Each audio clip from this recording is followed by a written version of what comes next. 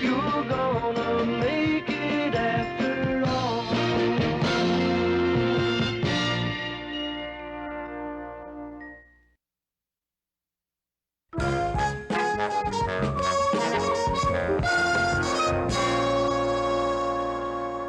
Morning, Murray. Oh, Mary, come here. Look at this review your documentary got.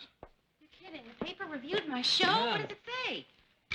I tuned in to WJM-TV last night to see a typically dull documentary about chimps at the Como Park Zoo. Oh, Murray. You work for a month on a show and then some Keep reading. writer from... Instead, I was treated to a fascinating, informative, and fast-moving half-hour narrated by anthropologist Margaret Kellogg. We give producer Mary Richards 4 stars. 4 stars, Murray. They never give 4 stars. That's right. The best Ted ever got was 3 lemons. Hey, look, Murray, they mentioned you, too. I know. Credit for the outstanding writing on the show goes to Muriel Slaughter. My mother would be so pleased. She always wanted a girl. Congratulations, Barry. Thank you, Mr. Grant. You too, Muriel. Oh. No, I mean it. That was a terrific show last night. Oh, thanks, Lou. I'll remind you when it's time for a raise. I was speaking to Mary, Ted. Huh?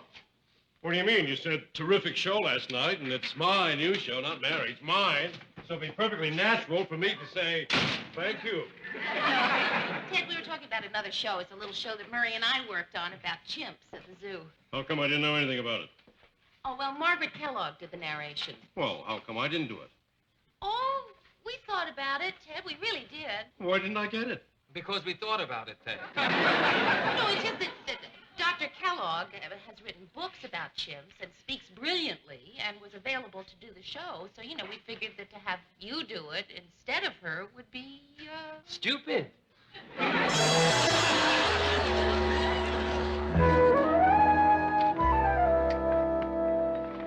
Mary? Yeah?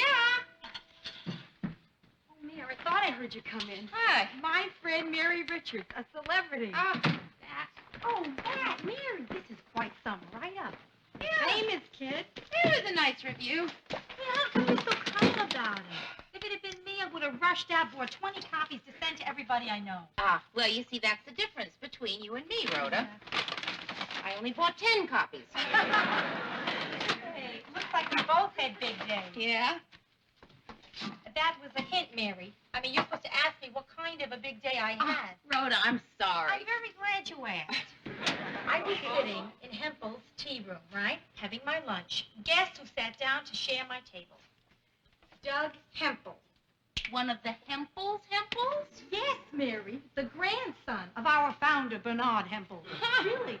Now, I've seen him a lot around the store. You can't miss him. He's so gorgeous. Yeah? But I never got to know him. So here he is, sitting across the table from me. And we're really talking, Mayor. I'm just at ease. I'm kidding around, just like I'm talking to you now. But without the feet up, of course. Anyway, he starts laughing at the things I'm saying, right? Only the good stuff, because he's selective. And it turns out that we like a lot of the same things. Yeah? Like what? Yeah. Well, like he likes Mel Brooks, which of course I do. And he likes Neil Diamond, which of course I do. And sailing, which of course, well, I could learn to since I've never sailed, but I know I would. And then we breezed through lunch and finally arrived at that awkward, is he gonna say it or not thing. Say what or not thing?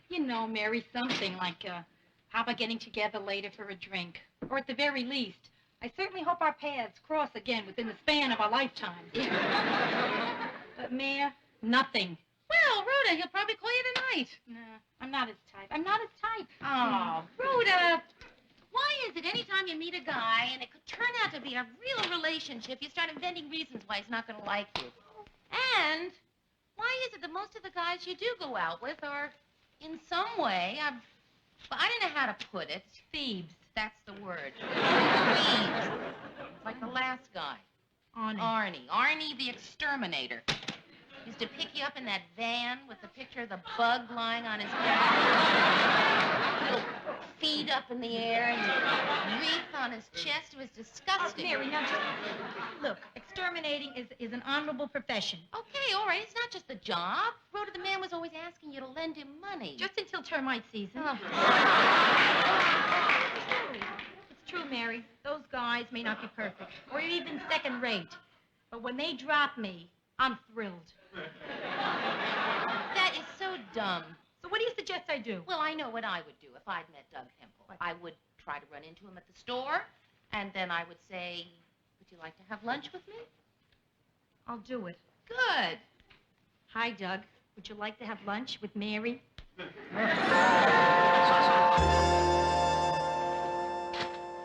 Morning, Murray. Oh, morning, Lou.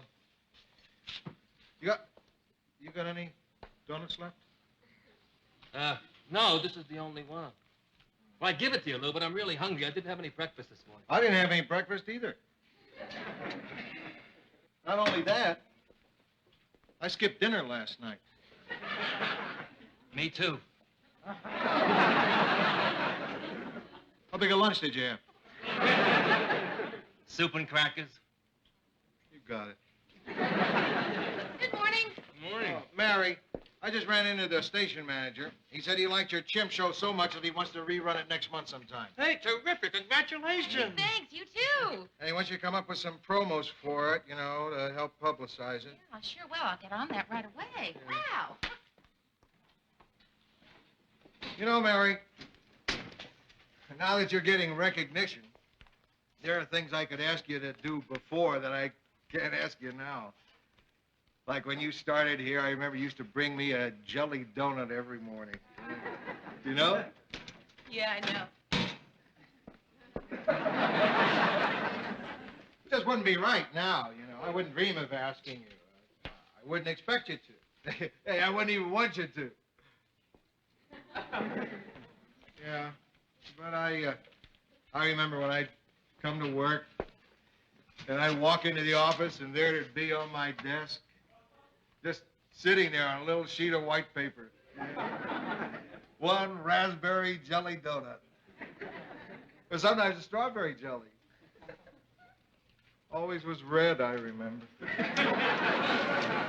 Poor Lou. What a year. First his wife moves out, and now he's lost his donuts.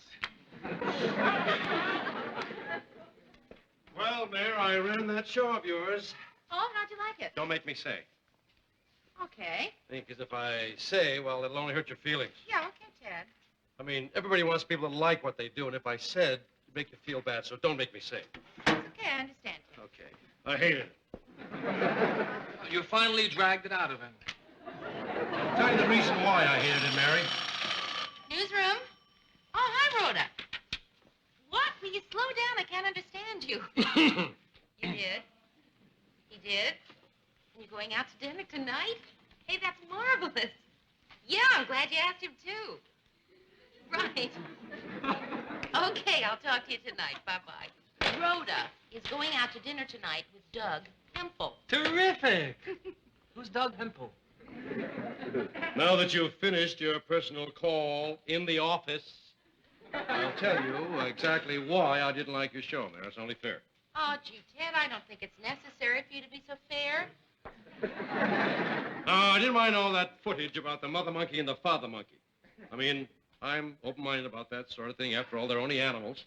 But that Kellogg lady you hired, the way she pronounced some of the words, Ted, Mary. she's English. English? Well, I think when those people are here, the least they could do is make an effort to sound normal. I'll tell her to. Oh, and another thing, Mary.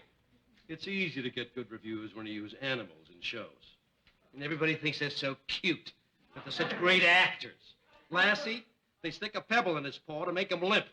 And everybody says, oh, poor Lassie hurt his little paw.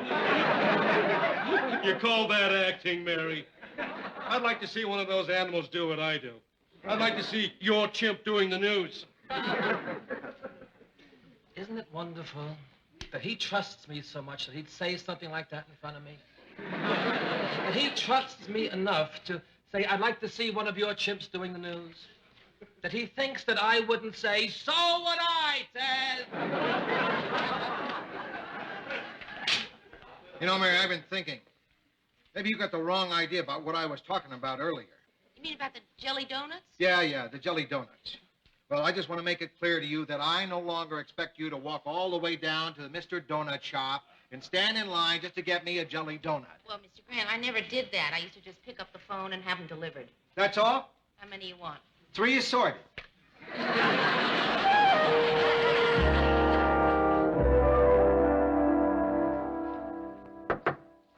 Yeah, kid, come on in.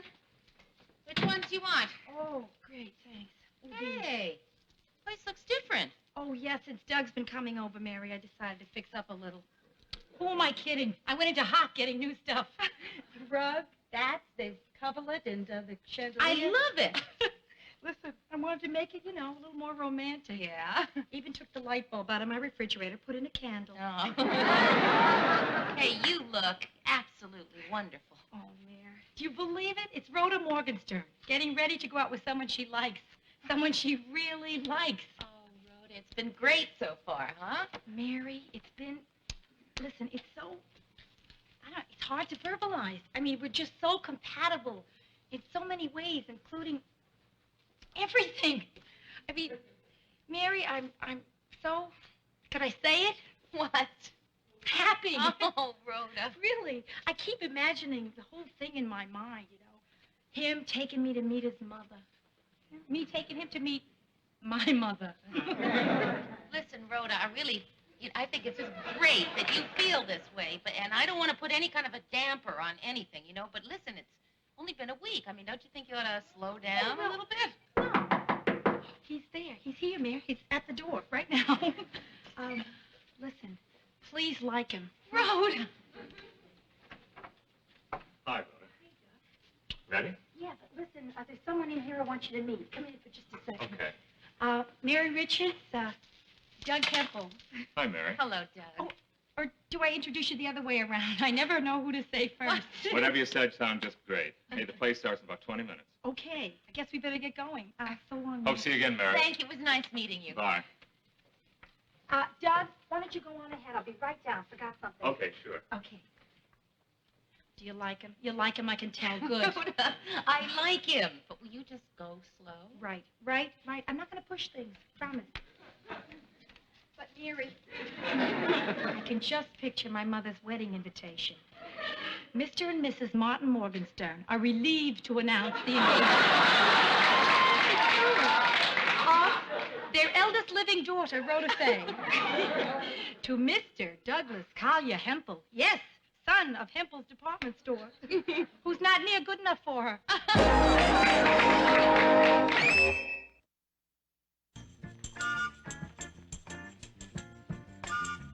Okay. I'm going to tell you the truth. I feel a little embarrassed talking to a plant, But people say that it's good for you, and, well, I certainly don't want to take any chances with your health. So, well, enjoy the new pot. It's a lot roomier than the old one, as you know. And, well, I don't know what else to say to you except just relax, enjoy the apartment, and try to grow up and be big and strong, okay? I'll try, Aunt Mary. You little devil, you're getting very good at that. Listen, you should hear the talks I have with my plants upstairs. A little one-sided, admittedly.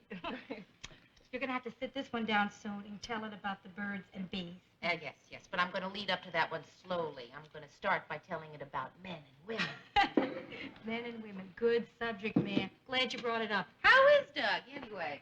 Mary. Oh, Mary. Well, that answers that, doesn't it? Tell me everything. Oh. Something wonderful happens during the day. I can't wait to rush to him and tell him. And I say to myself, this is it. This is what having somebody really means. You want to run and tell him the good things. And then something crummy happens. And I want to run to him and tell him about it. And I say, oh, I see. It's this, too. Want to share the crummy things as well. Oh, Mother. Incredible. It makes me feel so good to see you like this. Hey, Mary, do you really like him? Yeah, I really do. What is he? Tell me what he is. Rhoda, come on. You know everything he is. Well, you know what I mean. Say, like, he's witty, he's bright, stuff like that. Come on. Tell me, Rhoda, please. I only met him a couple of times. Oh, come on, Mary. Be a friend. Just winging it then, off the top of my head. I would say he is sensational. Yeah, he is. You're right. He is sensational. That's why I wrote him this letter. Now, Mary, I have never done anything like this in my life. But I sat down to write it, and these fantastic thoughts came to me. It's the best letter I ever wrote. Oh, would you read it out loud so I can hear what it sounds like? Sure. Dear Mr. Hempel. Mr. Hempel? I want to start with a joke. Not too funny. I could change it. There are so many things I want to say to you, but when I'm with you, the words just stick in my throat. So I'm writing this letter. That's terrible. I hate it. It's really hokey. I mean, I'll change that or take that out, but go ahead. Ever since I've known you, I've wanted to tell you how I feel about you, but I didn't want to say anything until I knew how you felt about me. I'm not sure what that means. What does that mean? Well, I'll rewrite that section. I'll keep reading there. So how do you feel about me? Check 1. A, mad about you. B, mildly infatuated. C, moved, left no forwarding address. Mary, that's high school. That's really so high school. Rhoda Fay. It doesn't matter what the letter says. The important thing is that you don't send the letter at all. Rhoda, you're going to scare him off. It's only been 2 weeks. I mean, you're still at that, isn't it incredible that we both love Chinese food stage? Yeah. Don't want to scare him off, huh? Right. I see. It's a terrible thing you should tell another human being I love you. No, Rhoda, not at all. It's just, you don't want to say it too soon is all. Okay, one question. When is not too soon? You'll know. Something will tell you. I doubt that, Mary. I wanted to say it when we were introduced. So, listen, I won't send the letter to Doug. I owe my mother a letter. It's a little weird, but...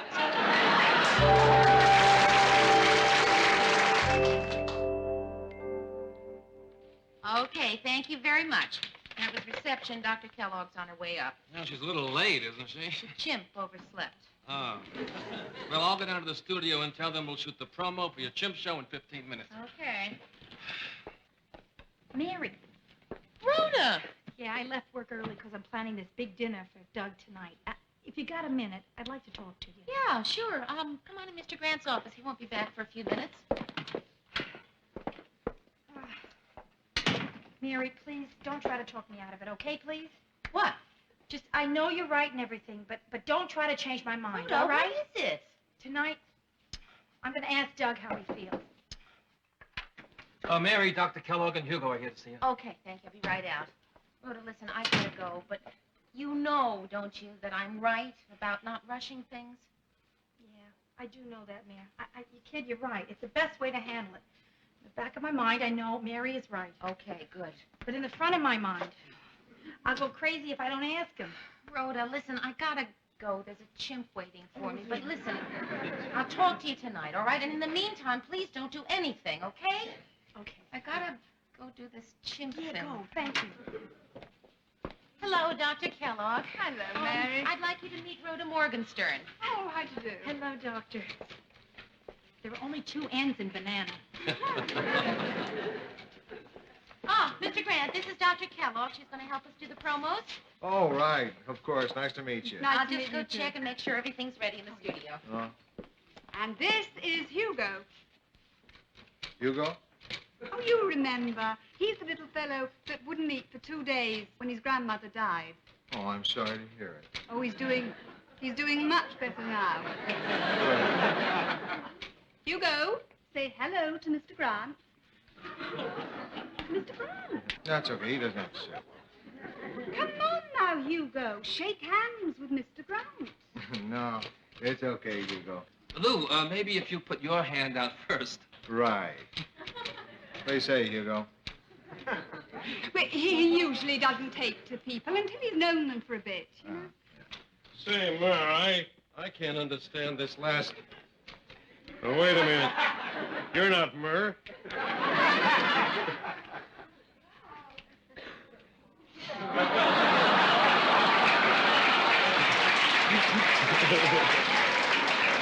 You're right, Dr. Kellogg. He doesn't take to people.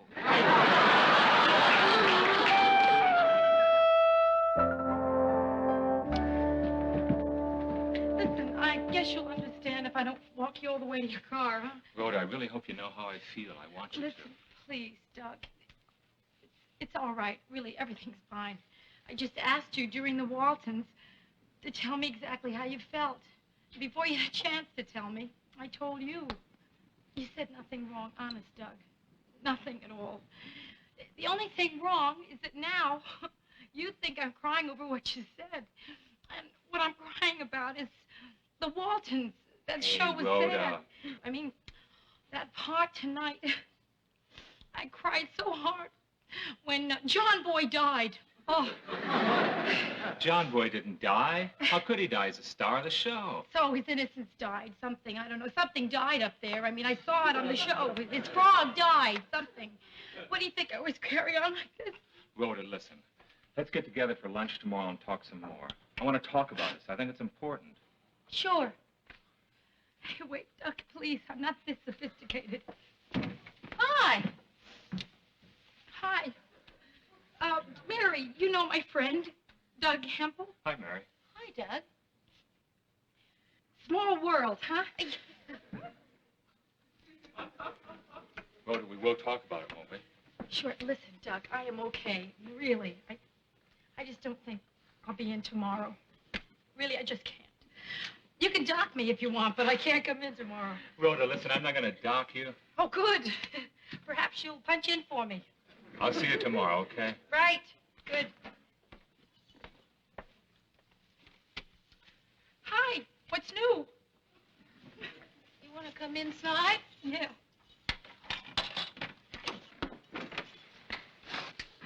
Rhoda, what happened?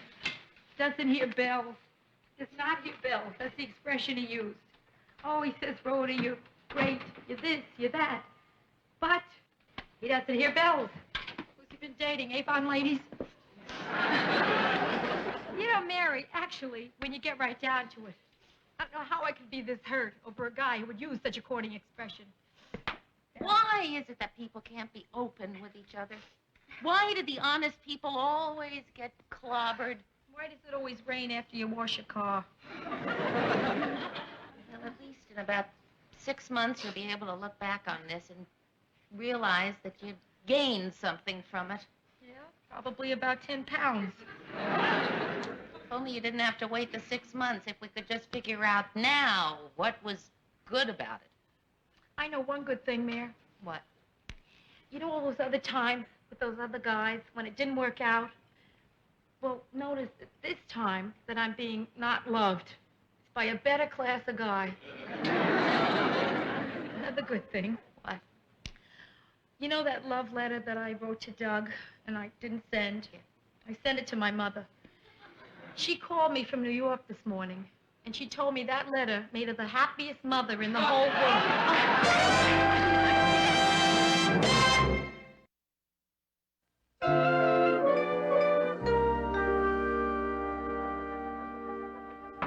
Mary? Yeah! Hey, you're just in time. The promo for my show is coming on right after this commercial. Oh, what promo? The one that Ted did with the chimp. You're kidding. I thought Ted wouldn't have anything to do with your show.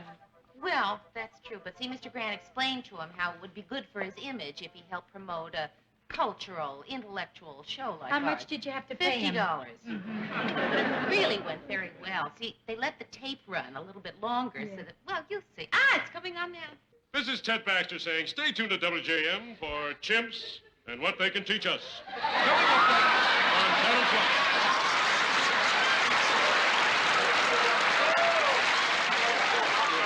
Terrific. Now let's do one more. And before we start, would someone straighten his tie, please?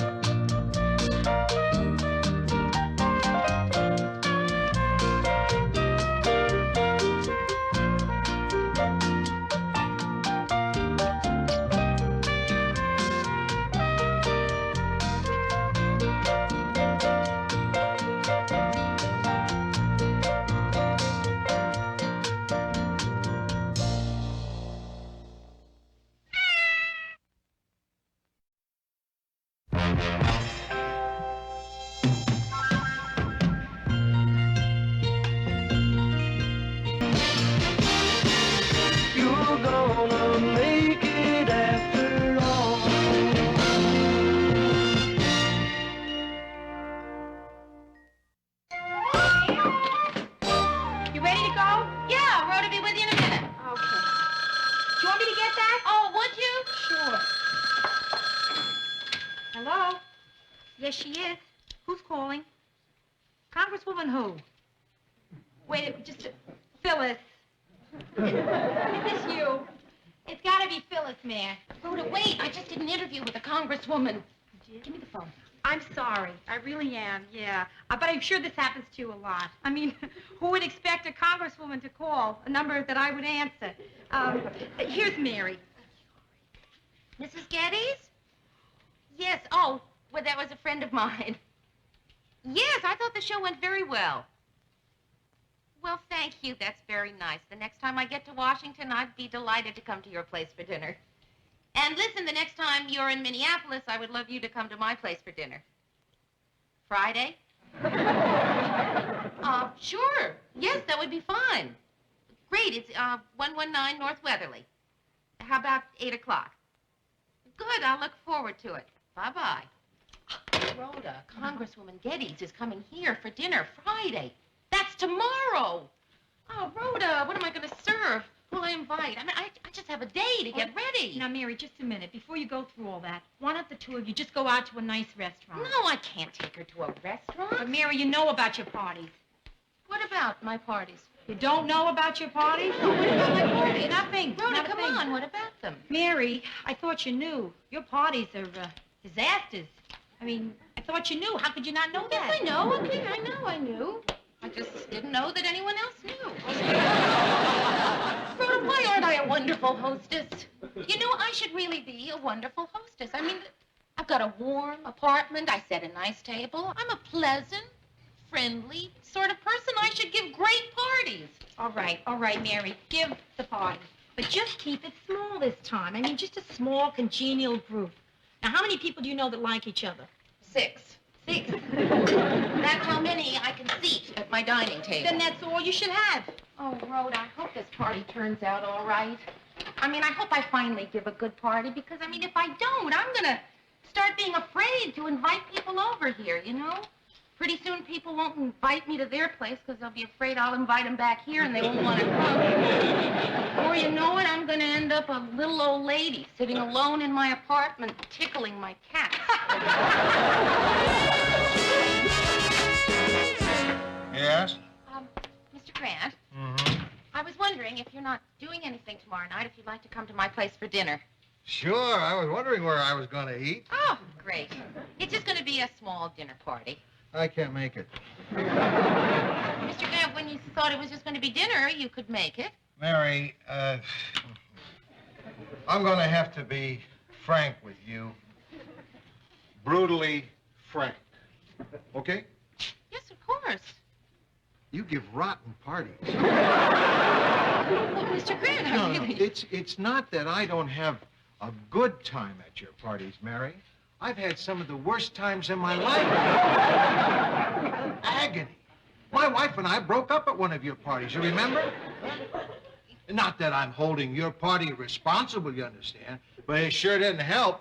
Well, I'm glad that you were able to be so very frank, Mr. Grant. I'll tell you why I don't have a good time at your parties. No need to go into any of that. I don't like parties where they run out of scotch early and I have to drink a punch made out of white wine and Kool-Aid. No, Mr. Grant, that was not Kool-Aid, and that was cassis. Well, whatever it was made my lips red.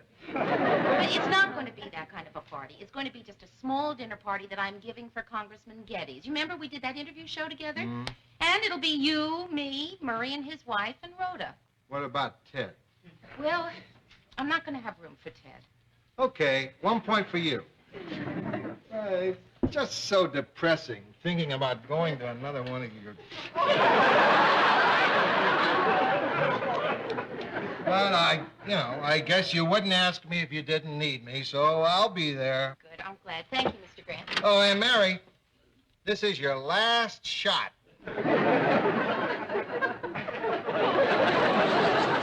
Don't worry about it. Okay, goodbye. Well, I'm sorry, Mayor. I can make it, but Marie's got to go to Chicago to visit her sister. Oh, well, that's terrific. Great. What? No, Murray, I don't mean it's terrific that Marie can't make it. I mean, it's terrific because now I can invite a date. So, now all I have to worry about is what to serve. Well, say, why don't you go see Sue Ann Nevins? She'll be a great help. You know, the other day, Marie made something she saw Sue Ann prepare on her Happy Homemaker show. Yeah? In fact, it was the exact same dinner the Nixon served to French President Pompidou when he went to the White House. No kidding. How was it? Great. The best franks and beans I ever had. And after baking in a 340-degree oven for 40 minutes, our strawberry swirl is ready to serve. Let's take a look at our finished product, shall we? Now then.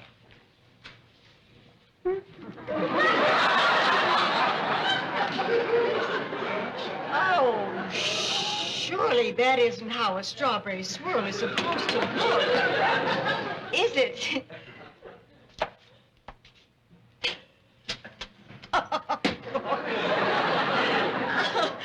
Somebody forgot to plug in the oven. Well, I guess that just goes to show that anybody can make a mistake, even your happy homemaker.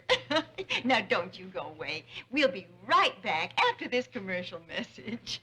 All clear. All right, who the hell is responsible? Mary! Hi. I'm waiting for an answer. 5 seconds, Sue Ann. Don't go away. Stand by. Cue Sue Ann. Well, it seems as though we've come to the end of another show. It was so nice of you to drop around for our little visit. Remember to come back tomorrow when I'll have some handy hints on how to feel fresh fruit. So until tomorrow, this is Sue Ann Nibbins, your happy homemaker, saying, God couldn't be everywhere, so he made mothers.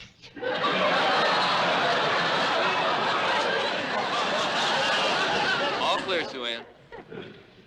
All right, everyone stay right where he is. We're going to have a little meeting. Cy, come down here. Mary, dear, aren't you looking lovely? What can I do for you? Well, gee, it's not really important, Sue Ann. I can come back another time. Oh, nonsense. I'll be done chewing out the crew in 2 shakes of a lamb steak. Oh, it's Cy Fisher, my producer. I'm sure you know Mary Richards. Hello. Hello. And now, Cy, perhaps you could tell me who it was who screwed up my strawberry swirl. I don't know, Sue Ann. You don't know? Well, we had better find out, hadn't we? Cy. Yes, Sue Ann. Yes. Now, Mary, what is it you want to see me about? Oh, it's really not important. Oh, you Sue Ann, come right really. over here into my living room and you tell me what it is I can do for you. Well, it's just that I was planning. Cy, I want his name and I want it fast. Is that clear? Yes, Sue Ann. Go on, dear. Well, I'm having a party on Friday. A party. What kind of party? Well, it's going to be a dinner party. Oh, Mary, how sweet of you to ask me. I'd love to. Oh, well, actually, Sue Ann. Mary, not only will I come, I will prepare the dinner. I will see to it that your little dinner party will become a feast to remember. But, Sue Ann... Now, if you'll excuse me, I have to rake someone's tail over the coals. Oh, how'd it go with Sue Ann? Well, I lost a date and gained a chef. Sue Ann is coming to the party. Well, I didn't know you were that fond of Sue Ann. What made you invite her? Well, Sue Ann is a great gourmet cook, and I can certainly use all the help I can get. So let's see. It'll be you, me, Rhoda, Congresswoman Geddes, who is up for re-election in a couple of months. We ought to get a look at the polls, any other background material you can find. Hey, guys, what's up? Nothing. Nothing. Any big stories break for tonight? I'm afraid not, Ted. Oh, well, you know what they say. No news is good news. Well, say, Mayor, what time do you want Georgette and me to be at your dinner party tomorrow night? Ted, how did you know about the party? Oh, it's a note on Lou's calendar. Mary's dinner party tonight. Ted, I don't think Lou will be happy if he knows that you're reading things on his desk when he's not there. Murray, I wouldn't do that. He was there while I read it. It's a little trick I've mastered, reading upside down. Now, if you could only learn how to do it right side up.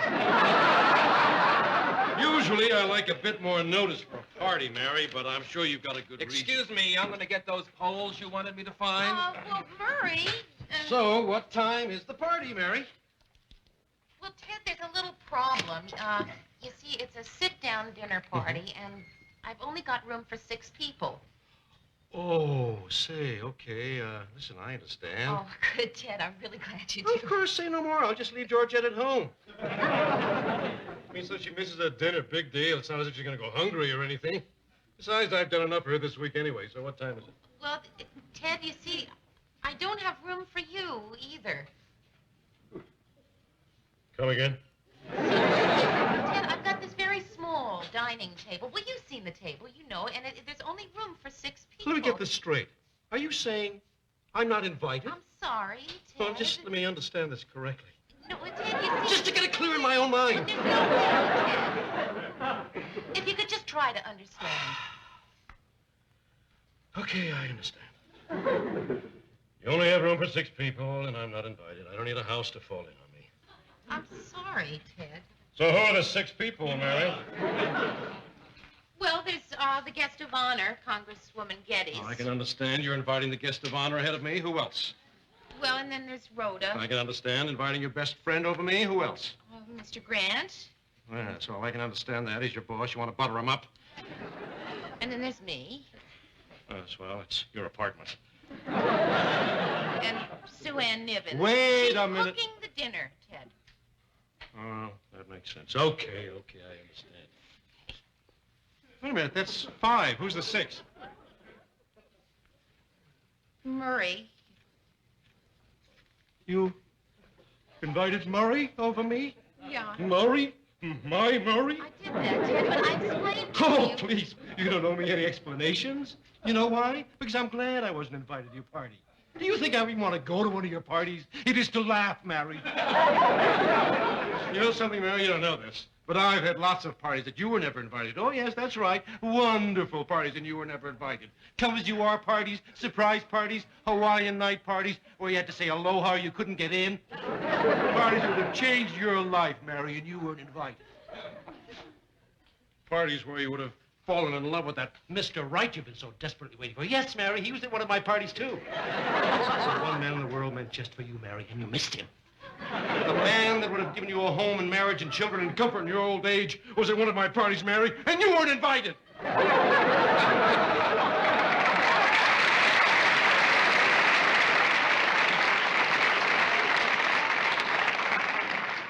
Well, did you tell Ted he wasn't invited? Yeah, I told him. How'd he take it? Not bad. And I think that's everything. Right. So I'll see you tonight at 8, right? Right, 8 o'clock. Okay. Hiya, Ted. Oh, pardon me, Mary, but where are you going? Home, Ted. Oh, home. Going home so early? Well, yeah, I have everything finished, and I have to get home. Oh, of course. Tonight's the big party for the Minneapolis 6. However, did it slip my mind? Ted, please excuse me. What is it, Mary? What is it really? I mean, what is it? Is it because you resent my success? Is that what it is? Oh, Ted, please, I tried to explain to you. I just have room for 6 people. I'll bring my own dish. How's that? So it doesn't match Oh, yours. Ted, won't you try to understand? There'll be other parties. I'll give you $20. I really have to be going. Mary, please. Before you go, I'd like to tell you a little story, okay? Okay. Maybe you'll be able to profit by it. I'll never forget it. I was 15 years old at the time. Sensitive, shy, quiet little lad. Suffering the anguish of growing up. And it was Christmas time, and a girl in my class was throwing a Christmas party. And everyone was invited, except me, Mary. When I found out about it, I went over to see her, and I asked her, why? And she said, because I hate your guts. Well, that night of the party, I spent at home, alone, in my room, and I cried. It's probably the worst night in my life there. Outside it was snowing, and the carolers were singing. It came upon me. I felt then that in all the world I was the loneliest person that ever lived. But then it came to me, Mary. Why should I sit there feeling sorry for myself? So I went down to my basement, got my junior chemistry set. I made the biggest stink bomb you ever saw. And I threw it right in the middle of that party.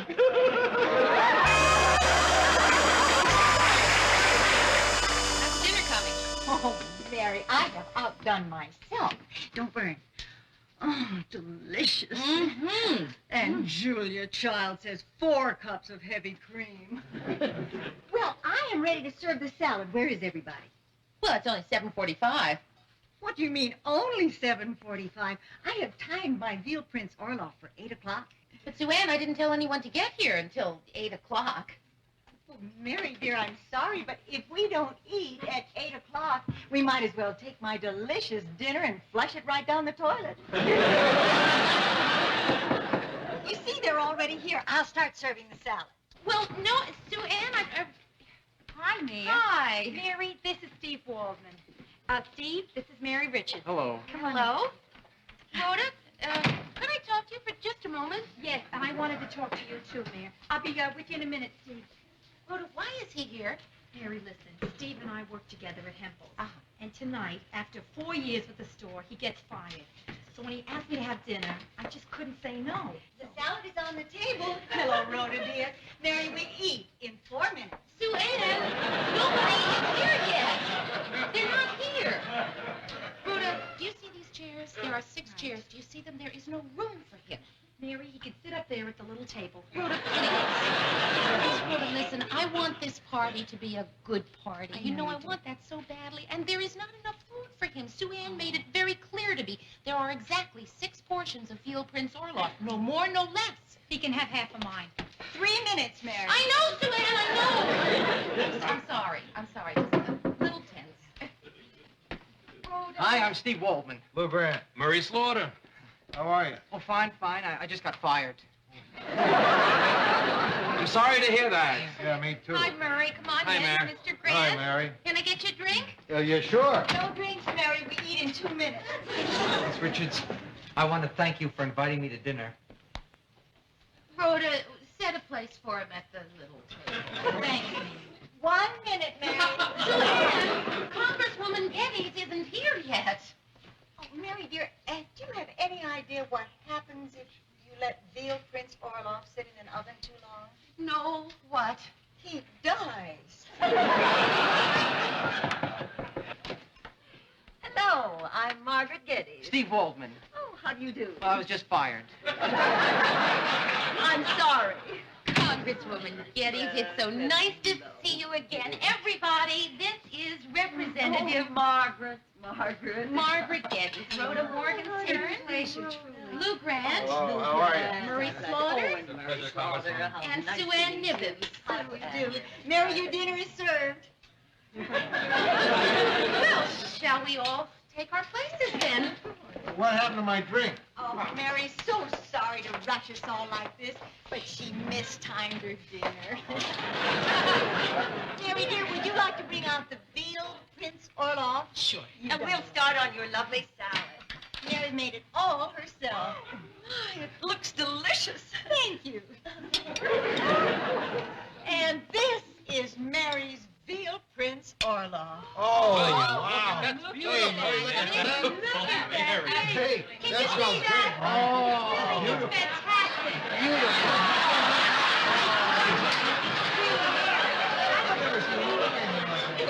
it's fantastic. Mrs. Geddes? Well, not yet, dear. Thank you. I haven't finished my salad. I finished my salad. Excuse me, could someone just pass the salt? Mr. Grant? Oh, yeah. I'm really starved, Mary. I really am. Thanks a lot.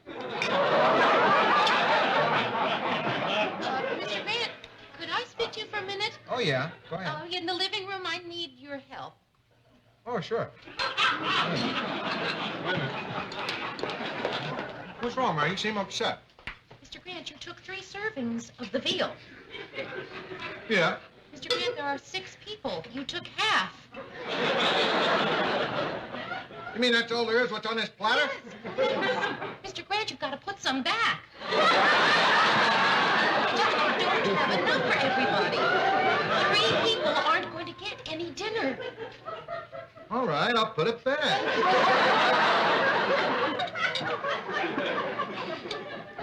Say, you know what? I'm not as hungry as I thought I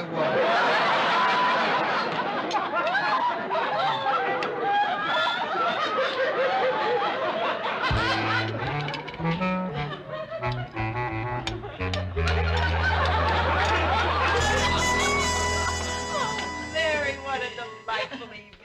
Magnificent conversation, delicious food. Is everybody ready for dessert? And tonight, I saved room for it. Good. What are we having, Mary? Do I smell baked pears, Alicia? Right, baked pears, Alicia. Oh, what a wonderful surprise. It's my favorite dessert in the whole world. Listen, why don't we all have dessert and coffee in the living area? Mary, the party's going great. I know. I can't believe it. Just great. It's the best party you ever gave. I mean, it's 9 o'clock and everybody's still here. We'll have our coffee and Alicia's in just a minute. I can't wait. Good. Ted, what a pleasant surprise. Oh, I was having a few drinks alone. Waterfront bar. Dangerous-looking characters around. I said to myself, maybe Mary didn't have time to think about dessert. So, well, here it is. Sherbet for 6. Ted, that was very thoughtful of you. Would you like to come in? Oh, no, I don't want to come in or anything. Hi, Lou. Murray, Rhoda. Say, Lou, if you need a lift, I'll be waiting outside. Don't hurry. Ted, are you sure you don't want to Oh, come? no. Ted, really, don't you want to come in? No, I'm sure. Are you sure? Yeah. You're not going to close the door in my face, are you? Hi, everybody. Sorry I'm late.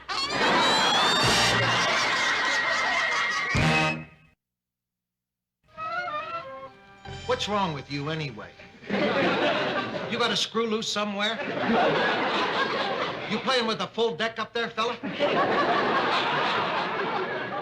I'm not sure I get what you mean, Lou. Well, what I mean is, why are you always doing stuff like showing up in places where you weren't invited with a pint of sherbet? Be fair, Lou. The sherbet's a new touch. I don't know what makes me do this. Maybe it's because I'm remembering a party of a long time ago. Maybe it's because I'm remembering a 15-year-old boy. Shy, sensitive lad, suffering the anguish of growing up. You see, it was Christmas time, and the girl in my class was throwing a Christmas party, and everybody was invited except me. When I found out about it, I went over to her and I asked why. And she said, because you're poor. And you don't have nice clothes. Ted, did that actually happen? It crossed my heart, Rhoda. Well, I stayed home the night of the party, alone in my room. And I cried. Outside it was snowing and the carolers were singing. It came upon me.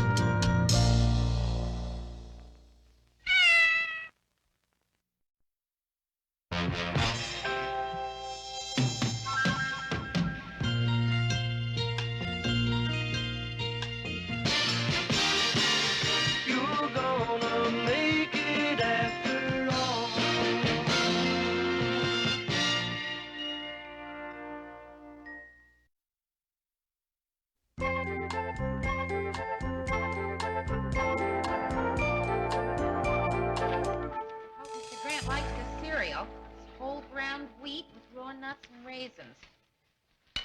Ted, you're wasting your time. That's health food cereal. They don't put prizes in it.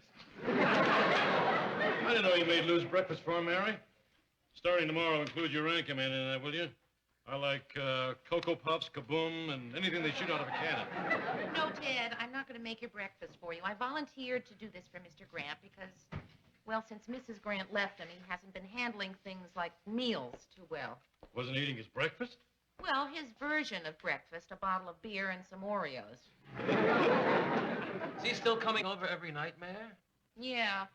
Well, you know, he just doesn't know what to do with himself. I mean, he and Mrs. Grant were married for 26 years, and he's just not making it on his own. I mean, even things like waking up in the morning, you know. I mean, he was oversleeping every morning until I started giving him a wake-up call. You missed one, Ted.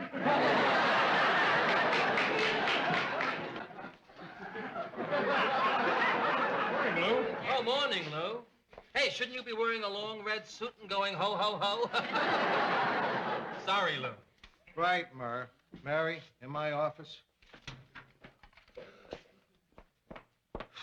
Something wrong, Mr. Grant? Mary, you gotta find me a laundry. My washer and dryer broke, and it's reached the point where this is the only shirt that still looks good in the whole house. Mr. Grant, could you move the bag? Oh, yeah. You want me to find a repair service for you? No, thanks. I've called the repair service. What'd they say? The man should be there sometime between 9 and 6, they say. Oh, how convenient, I say. That exactly coincides with my working hours. That's what they say. You know what else they do when you're working? They say they'll send a man over at noon. So at noon, you race home, and you find a note saying, sorry, we missed you. It's too much. Mary, you miss my point. I'm not here to swap stories over the back fence with you. I want to get my laundry done. I will find you a laundry. All right, thanks. Mary, that was favor number 1. Now we're up to favor number 2. Yeah, sure. Could you sort of casually drop in on Edie and then come back and tell me how she's getting along? Oh, Mr. Grant, no. You want me to spy on her? Oh, Mary. I'm not asking you to spy on her. I'm not asking you to spy on her. I'm just saying, could you visit her and then secretly report back to me everything you find out? 1 slice of banana?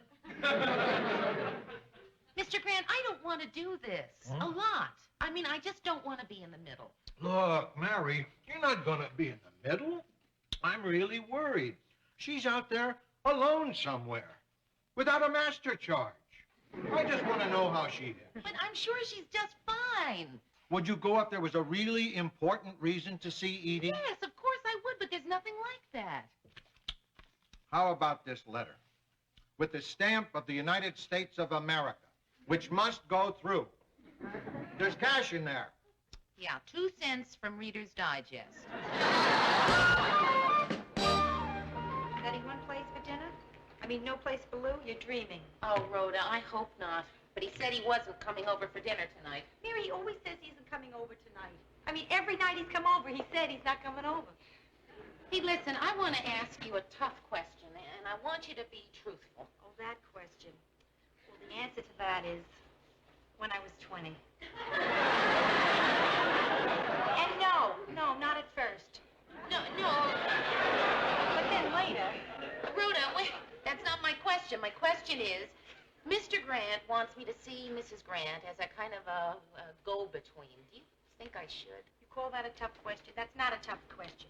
A tough question is if you and Paul Newman were stranded on a desert island and he had amnesia, would you tell him he was married to Joanne Woodward? That is a tough question.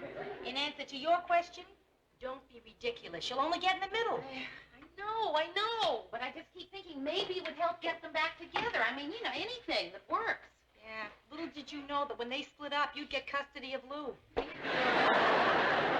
Listen, Rhoda, if he does come over, would you stay? Sure, I'll stay. Listen, he's cute. I love how he lumbers in here wondering about his dinner. He walks in that door every night at 8 o'clock, dumps his life in my lap, and then leaves at 11. I mean, I don't even go out at night anymore. I can't stand the thought of him knocking at that door and not getting any answer. Hello? Hello? Oh, good. Daddy's home. Really cute.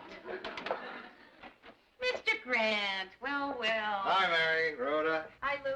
Won't you come in? Oh, boy, rough day at the office. Is it good to be home? And it's really good to have you here in my apartment. So what's for dinner? Don't tell me. It's ham. I could smell it all the way up the stairs. I said to myself, I know Mary's making ham. Smells great. Well, thank you, but it's red snapper. Red snapper. That's not a kind of ham, Mary. That's a kind of fish. Well, yes, I know. Red snapper's a fish. You didn't tell me we were having fish, Mary.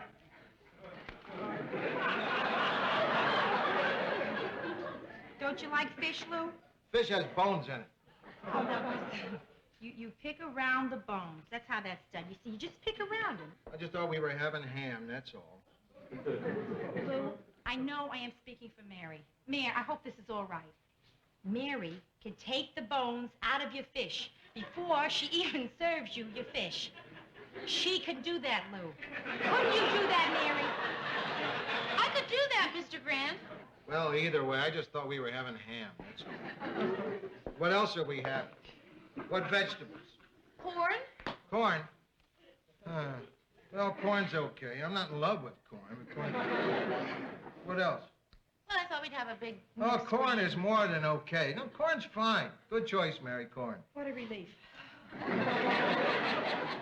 So, what kind of day did you have, Rhoda? Oh, me, Lou? A good day. Very nice, thank you. What kind of day did you have, Mary? Did you know what kind of day I had? Well, maybe Rhoda would like to know what you did. Yes, Mary, what did you do today?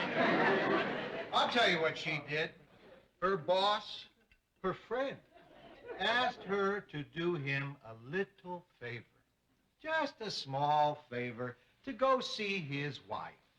And she said she wouldn't. Mr. Grant, we went through all that today. Do we have to go through it again now? Look, I don't want to get in the middle of your fight. One of you sign my report card, I'm going to my room. Hey, what time is it? There's a good fight on TV tonight. Oh, gee, Mr. Grant, I really don't feel like watching a fight. Lou, why don't you go upstairs and watch the fight on my TV? Hey, I don't have to see it if you two want to watch something else. No, that's okay, really. If we want to watch something, we'll watch it at Rhoda's. She's got this little, what is it, tummy TV. Yeah? It's got a little screen about that big. Yeah. Last night I watched Tora. However, all I got was Tora.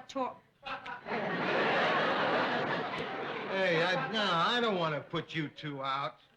Why don't I go watch the fights at a bar or something? No, Mr. Grant, I don't want you sitting alone in some dumb bar. I want you staying home tonight.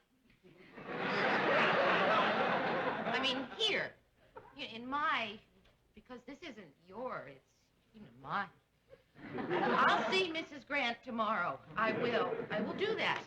Oh, yes, I will. Sure. Well, Mary, hello. Hello. I was so glad when you called. Well, listen, I really, can only stay a little while. I mostly was just wondering how you are. How sweet of you. Well, this is it. Won't you come in? Well, yes, okay, but really, just for a minute, just a minute. Everything here is an et. This is a kitchenette, a dinette. Would you care for a drinkette? It's really great. It looks like you. Thanks, I kind of thought it did, too. Has my eyes. So, how are you? Tonight, pretty good.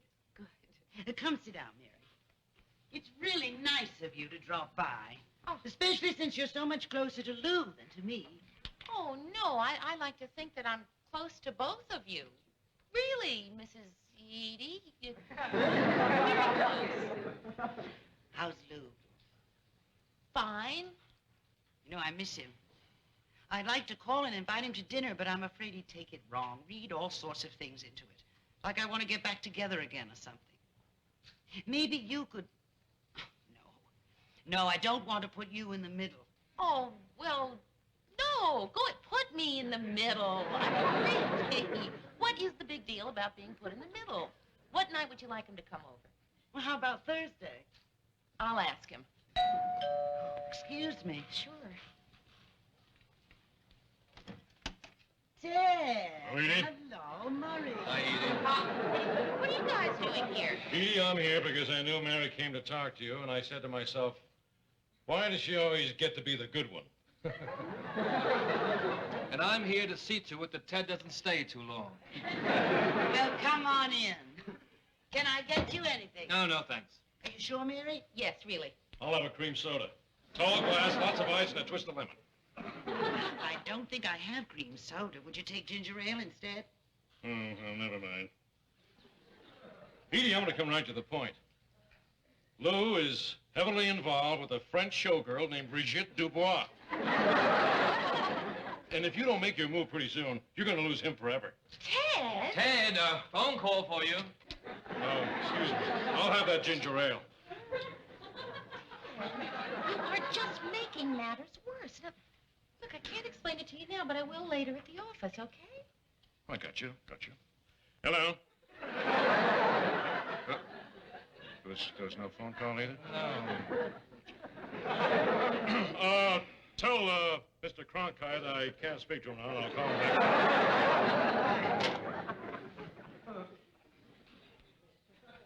Edie, I was out of line with what I said before because it wasn't the truth. The real truth is, Lou is ready to crawl back to you. The man will get down on his knees and hands and crawl back to you, begging your forgiveness if you only take him back. Oh, come on, Edie, be a sport. Telegram, Ted. All right, so I'm not the most diplomatic person in the world, but I care. Edie, I know I speak for all of us when I say all we want is for you two crazy kids to sit down and at least talk this thing over. All right, Ted, I'll tell you what. Mary, why don't you ask Lou to come here for dinner Thursday evening? That's a good idea, Edie. Where? And you thought I was going to come here and just make a fool of myself.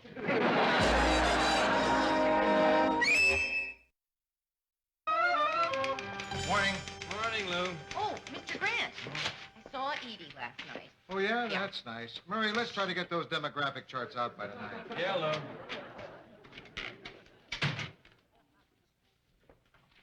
Oh, Mary, could you come in for a minute, please? What'd she do? What'd she say? How'd she act? Wait.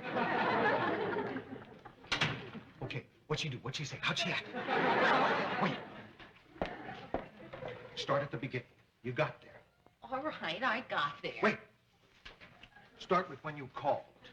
All right, I called. Wait. Mr. Grant, will you please let me tell it my own way? I will tell you everything that happened. I'll start at the beginning, okay? Okay. I called and said that I'd like to drop by. What'd she say? She said fine. Uh-huh. And I said, all right then, I'll see you later. What did she say? She said, fine. Look, Mary, see, what I'm actually looking for is something like, you said something, and Edie suddenly screamed out, oh, my Lou, I love him so. I cannot stand living without him anymore. Was there anything along those lines? Well, no. I see. Well, I went over to her apartment. What did it look like, her apartment? Oh, very nice, very comfortable. But what did it look like? Well, it looked airy, a nice couch, fluffy pillows. Yeah. Oh, there was a Queen Anne desk, a replica, or maybe it was Louis XIV. No, I think it was most likely Queen Anne, because I always get those two periods mixed up anyway. What did it look like? Did it look like the apartment of a woman who's going to stay there briefly and then move back to her husband? Did it look like the apartment of someone who's going to be there for a while and wants to make it more attractive for another man? What am I saying? Edie's not going around with another man, is she? Mary? Mr. Grant, the subject never came up. How would I know? I don't. Mary, you were in the woman's apartment. There are signs, there are hints. Well... Was there a guy lying on the couch? Mr. Grant, if she were seeing another man, would she want you to come over to dinner this Thursday at 7:30? She wants me to come to dinner Thursday night? Yes. So there's another man.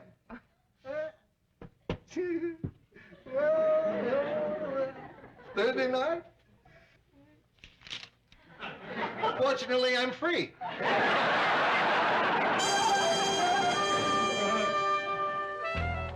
You want to see me, Lou? Yeah, Ted, come on in. Ted, I've always noticed that you really smell good.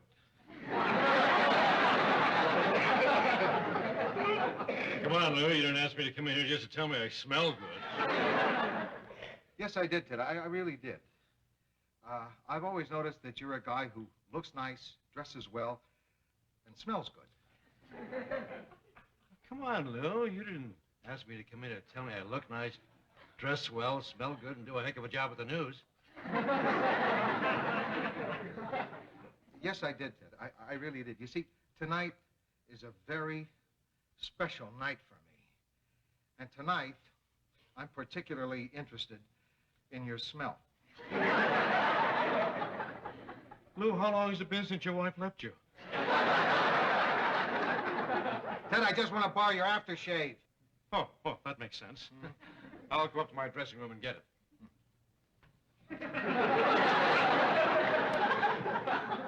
Grant, here's the film on that railroad story you wanted. Thanks. Oh, Mr. Grant, you look so nice. Look at your hair. I just got a cut, that's all. Where's my other cufflink? Well, you just look, your tie, the shirt, your hair, you look just, well, so nice. Do we have to keep talking about this? Lou, what happened to your hair? It looks all arranged.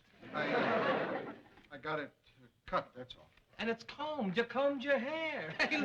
What's the big occasion? I'm just going to be seeing Edie tonight, that's all. Oh, hey, good luck, Lou. Really. Okay. All I can say is, Lou, my heart will be with you.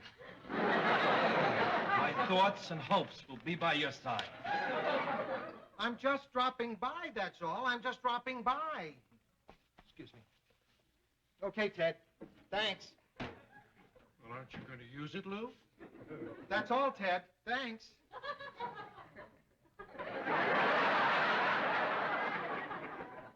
Hey, listen, everybody. I really hadn't planned on drawing a crowd. Why doesn't everybody just go home? Go home, everybody. Well, I guess I'll just mosey on home. Just remember, Lou, I'll be thinking of you and praying as hard as I can that everything turns out right. And also try to relax.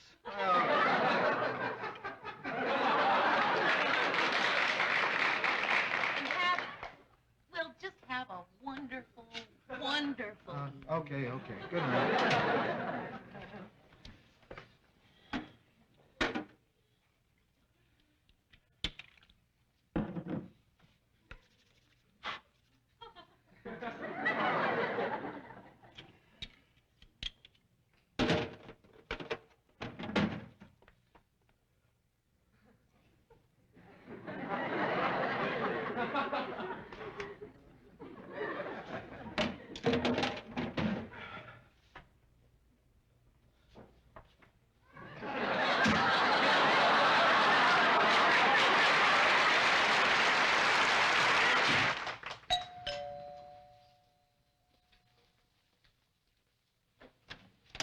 Lou.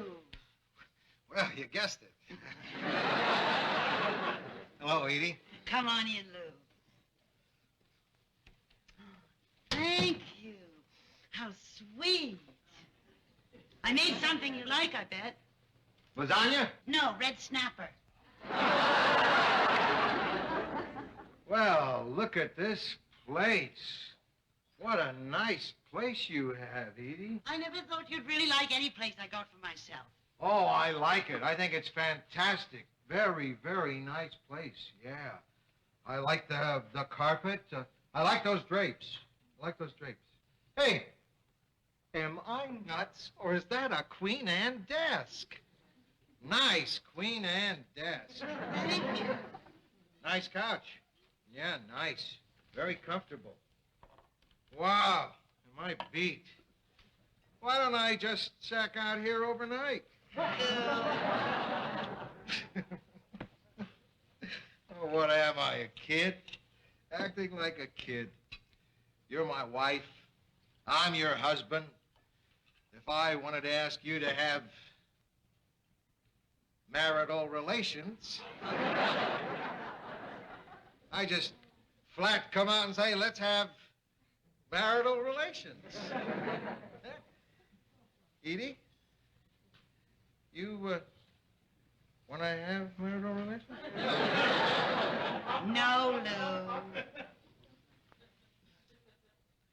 So this is a crummy place you left me for. Yes, it is. Yeah, you got a great view here. Thank you. Great view. Mm-hmm. Over 2 billion served so far. Wonderful. Wonderful. You can just keep track here all the time without ever having to leave your window. Just think, when you're an old lady, you can sit there in a rocking chair and you can say, sold another one. 16 billion and 3. Lou, I really feel that we should think of each other as friends. Look, some theater tickets came that we ordered a while back, and they're for next Thursday, and I think we should go together, but as friends. What do you think? What do I think? You want us to think of each other as friends. Kind of like pals, buddies, amigos. Is that correct? Lou, you know what I mean. Well, we had 3 daughters together, pal.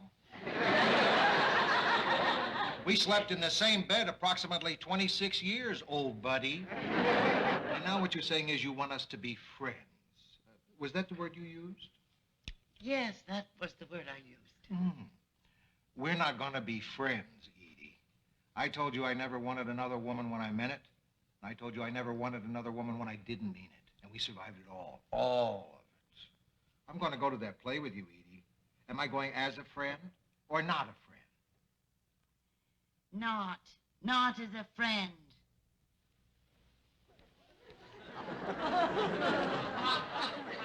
Don't gloat.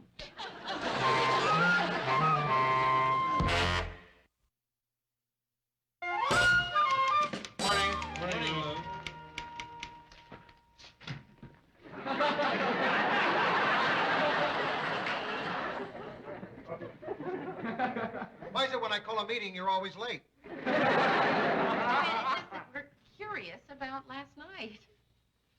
Well, I don't want to talk about it. Oh, okay, Lou. I understand if you don't want to talk about it. Well, I don't.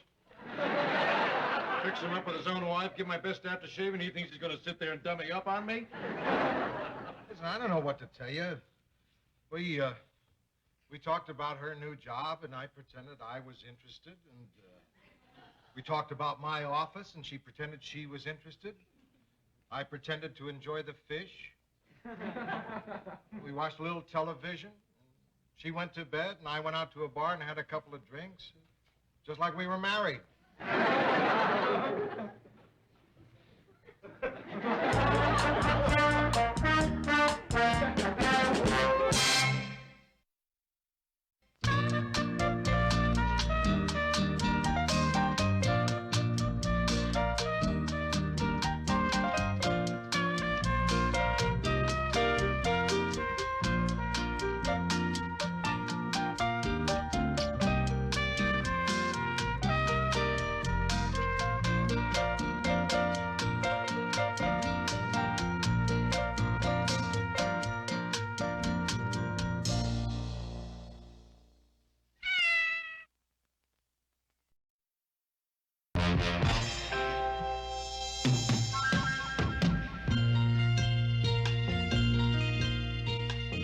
Who can turn the world on with her smile?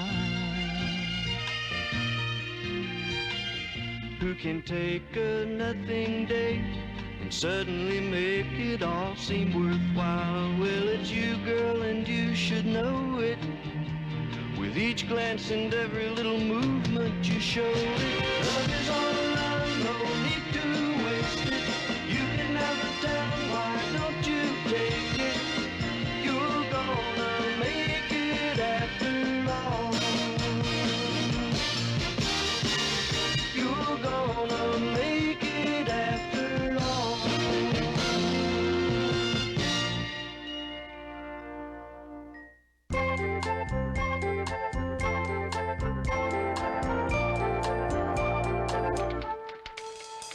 How we doing? Well, we're up to the M so far. No. Oh, that's more than halfway.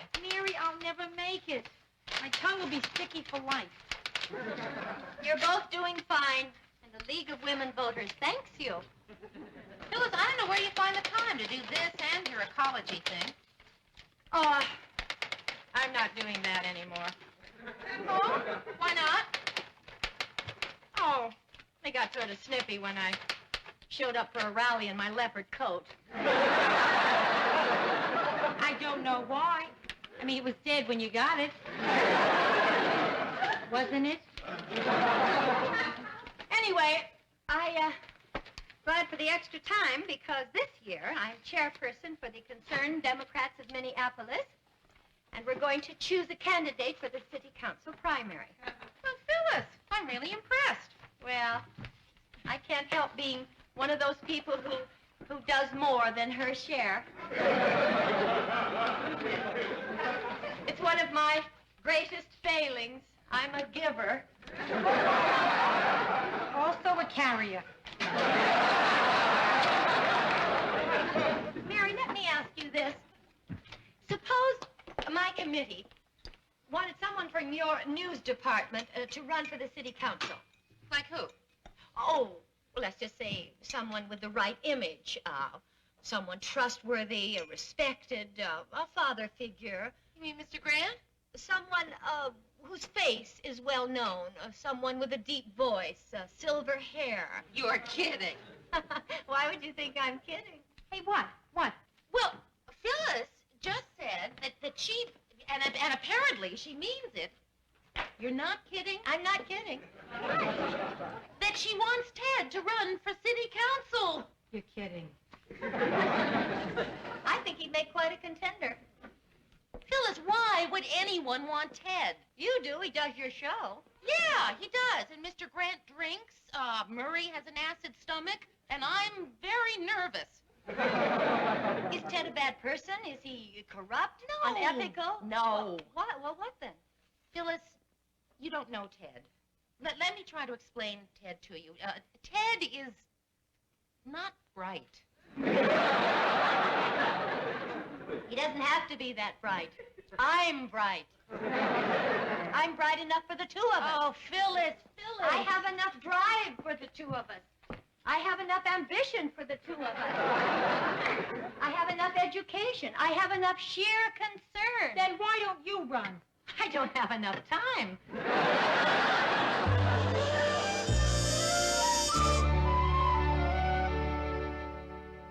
Give me your honest opinion, Georgette. How was I tonight on a scale of 9 to 10? I thought you were just marvelous. But then I always do. You know that. That's true, and I think you're on solid ground. My friends are so jealous. They keep asking, what is Ted Baxter really like? He's just a simple reporter doing a small job vital to the survival of democracy. Ted, that's beautiful. It's a newsman's credo. It's on the masthead of my high school newspaper. That, along with our motto, we freely choose and have no fear. We print the news from near and far. It's funny, I always thought that rhymed. Get that woman, honey. Hi, Georgette. Hi, Ted. Nice broadcast tonight. Hi, Mary. Really good. Hope you mean it. You remember Phyllis Lindstrom, don't you? Oh, hi, Phyllis. So nice to see you again, Ted. Thanks, Phyllis. Hope you mean it. Can I get anyone a cream soda? Ted always has one after the show. It relaxes him. No, thank you. None for me, thanks. Okay. Now, please, sit down. What can I do for you? Well, Ted, Phyllis has this really dumb idea that... Ted, I admired your editorial. It was forceful, sincere. Well, that's the kind of a guy I am, Phyllis. I can't help it. If I believe in something, I speak out. Later, if I change my mind, I'm not afraid to speak out again. If you only knew how refreshing that kind of honesty is. Still later, if I find I was mistaken to change my mind in the second place, I'm not afraid to speak out yet another time. Bravo. That's the kind of man we're looking for. Looking for what? Well, as I started to say, Phyllis has this really ridiculous idea. Ted, the concerned Democrats of Minneapolis want you to run in the city council primary. Oh. I'll have to go and think about that. Phyllis, I'm telling you. Let him think about it, Mary. I'm afraid this is distracting him. Is this distracting you, Ted? We'll be quiet until you're finished. It's okay. I'm almost finished.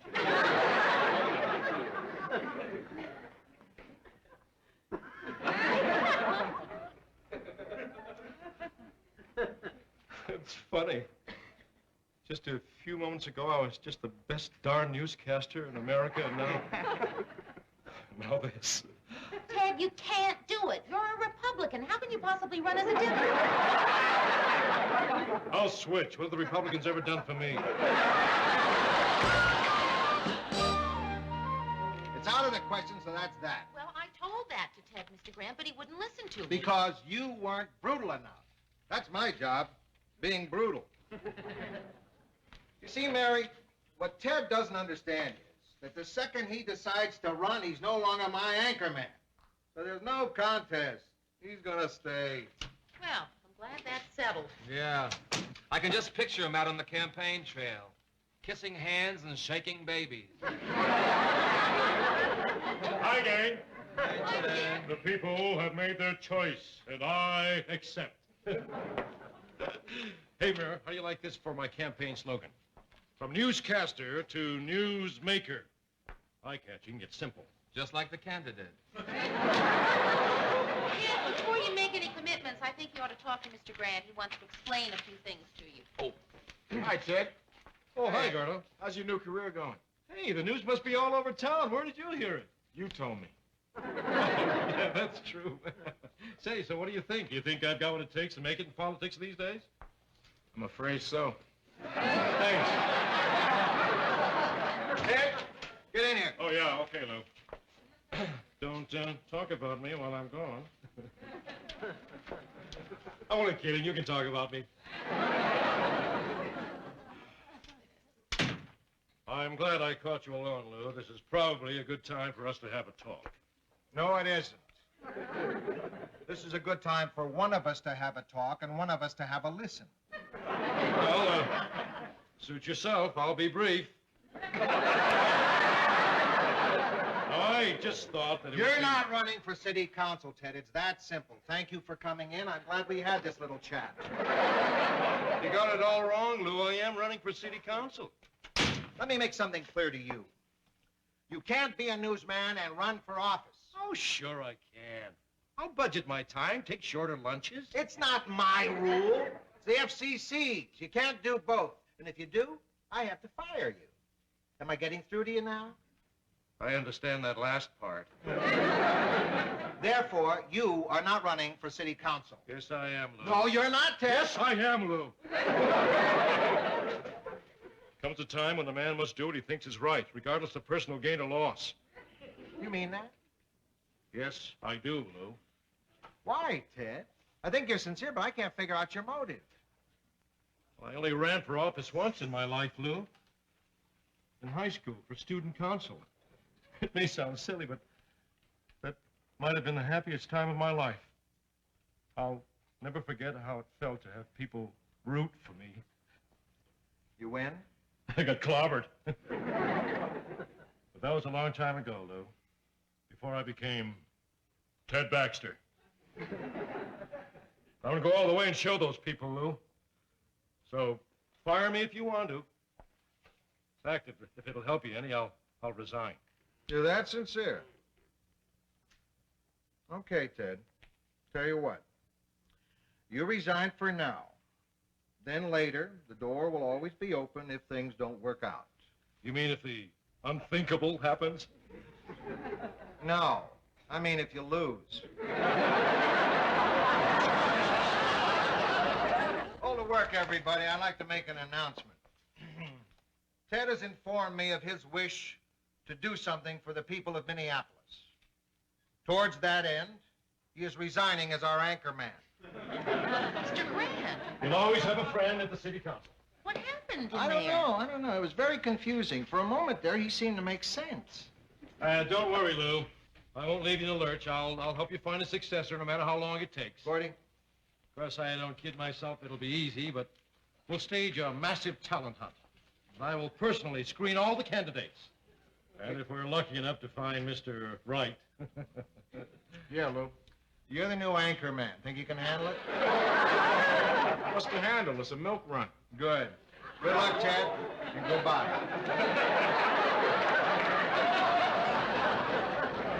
Good luck, Matt. Goodbye, Mary.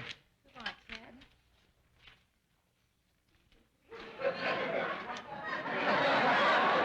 Lou. Ted. Murray. Goodbye, Ted.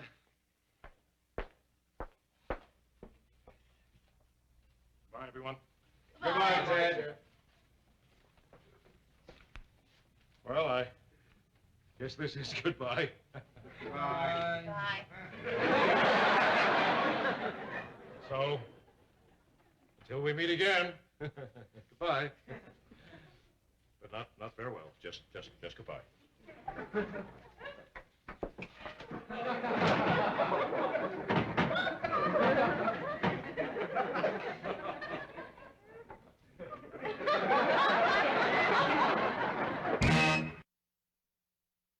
Mr. Baxter, are you for or against the school tax? Against.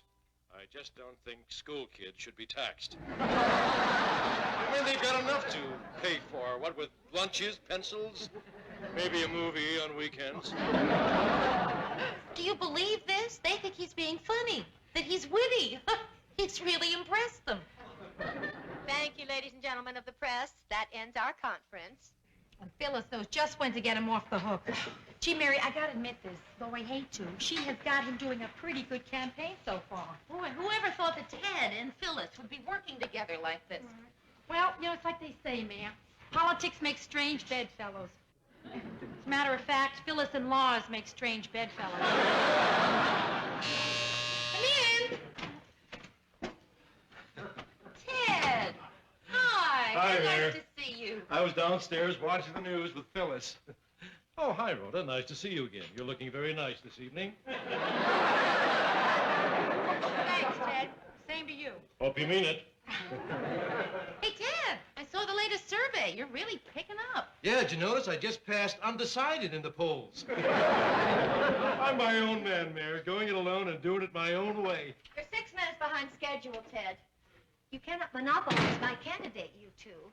He's public property. I was just telling Ted how nice it is to see him again. Gee, we really miss you at the station. Ted would like to see more of you, but the campaign trail is a lonely road, Mary. Come along, Ted, we're late. Well, goodbye, Mary, Rhoda. It was nice talking to you, Ted. Oh, Rhoda, I want you to know that after the elections, I hope to visit Israel.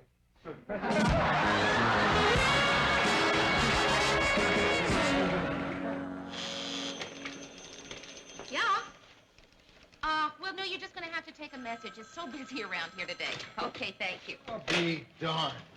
Ted actually has a chance to win the primary. I know. Well, the city's loss will be our gain. Hey, Frank, can we get a film crew in the 11th Ward? Well, you know, do some random sampling, interviews, things like that. Hang on a minute, will you? Yeah? Oh, really, when? Well, how soon can we have that tape? Ta-da! There he is, folks, the grand old man of the newsroom. Ah, fine. Hi, Ted. Hi there. Listen, Frank, can we get a direct line from election headquarters? The old tiger makes his triumphal return. Ah, good. Mike, will you see if we can get a feed from Channel 9? I figured you folks be on the guns by now and could use some seasoned help. Get me research. Hey, Mary! Well, look who's here, the Manchurian candidate. Well, I just thought I'd stop by and watch the old team get ready for the big game. Look, can you get me figures on campaign expenses so far? For background. A breakdown by candidate. You know me, the old fireman. I hear that bell and... Thanks, Grace. No, I'll come and get it. Say, Mayor. Yeah? Oh, okay, thanks. I'll be right there. Say, Mayor, how'd that film of me at the polls come out this morning? Oh, well, we're not going to use it, Ted. Why? Because it didn't look too good when they told you couldn't vote because you weren't registered. Big deal, so I forgot. They still let me pose in the voting booth. You know something? When nobody was looking, I voted anyway. I gotta run. Ted, what are you doing here? Oh, long time no see. Yeah. Shouldn't you be kissing babies somewhere? Well, it's too late for that. It's up to the voters now. Uh-huh. So, what's news, big fella? Well, listen, Ted, we're pretty busy around here right now. Pretty busy. Love to have a little chat with you, but why don't you drop us a line sometime?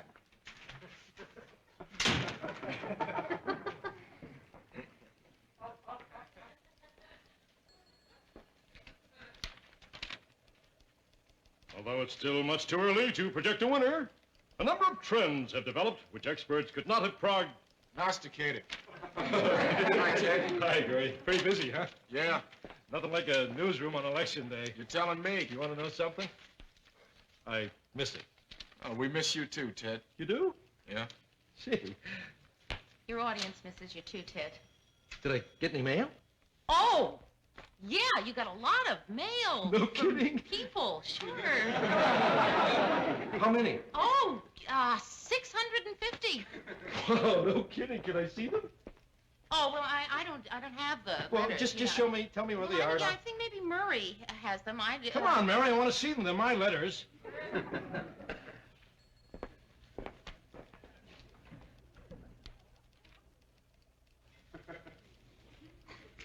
That's only 3. Well, Ted, why do you make me show you anyway?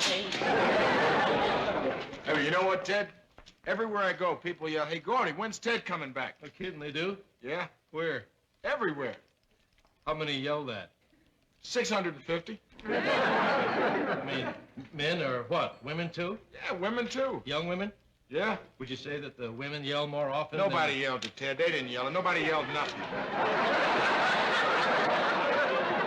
Why do you make me do this? You always push too hard. Nobody yelled, huh? A few. How many? 3. I think you're the greatest, Mr. Baxter. I'll die if you don't win. Hope you mean it. Hi, Mayor. Hey, good luck tonight. I'm Thanks. not taking sides, mind you, but good luck. Welcome to the landslide. Mary, aren't you working tonight? Yeah, I am, right here. I asked for the assignment. Oh. How are the returns? Well, I don't have the latest on Ted yet, but the party's doing fine statewide. I guess my coattails were a lot broader than some people thought. Oh, hi there. Thanks for coming. Mary, look at my face. Do you notice something? You look a little tired. My eyes. What do you notice about my eyes? Circles under them, a little red. Possibly. But that glow you see is the light. The light, Mary. I have seen it. This is only the very modest beginning. Today, Minneapolis. Tomorrow, well, finish it for yourself, Mary. I will, Phil, but I gotta go check and make sure the crew's ready for Ted's speech. See you. Thanks for coming. Welcome to the Baxter bandwagon. Oh, Ted, I'm so proud of you I could burst. Everybody here feels the same way. Ted, I want you to be successful, but it makes me sad to think about you going to other places like Washington. I'm afraid you won't have any time for me. Are you kidding? When they call me up in front of those Senate investigating committees, you're going to be sitting there right there behind me. Oh, Ted, you always say the right thing. I try. We want Baxter! We want Baxter! We want Baxter! We want It's magic time, honey. We want Baxter! We want Baxter! We want Baxter!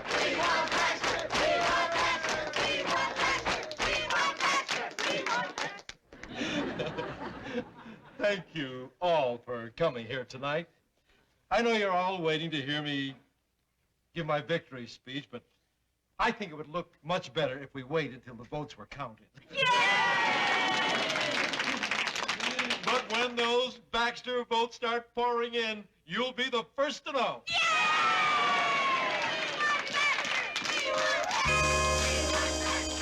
800 votes behind? Ted, you still have a chance. I mean, it's not over. You know, there are a couple of big precincts that haven't come in yet. You know, it's funny, the thoughts that go through your head at a time like this. I remember when I was in high school running for student council and I lost. I went home and told my mother I won. She was so proud. You know, to this day, she still thinks that I won. Well, I hope you win tonight, Ted. I really do. Thanks, Mayor. I gotta go check with the station.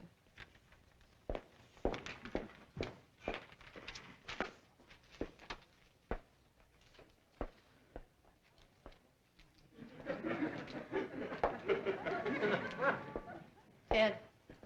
Oh, Ted. Oh, Ted.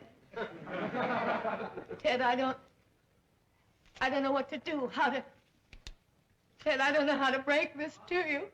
This sounds like bad news.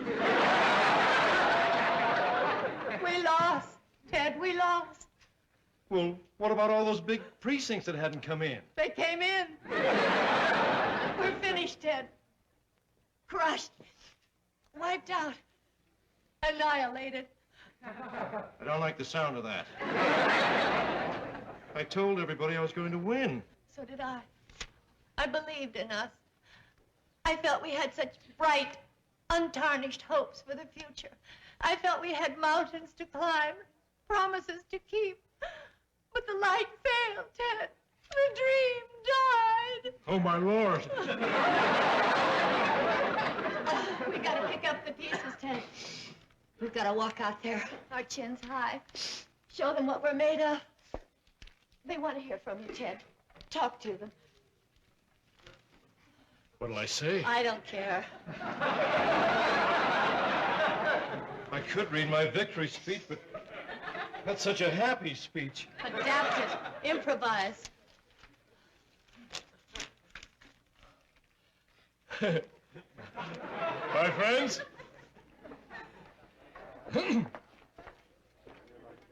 this is a great night, except for me. I humbly thank the people for their mandate, though a victory would have been even better.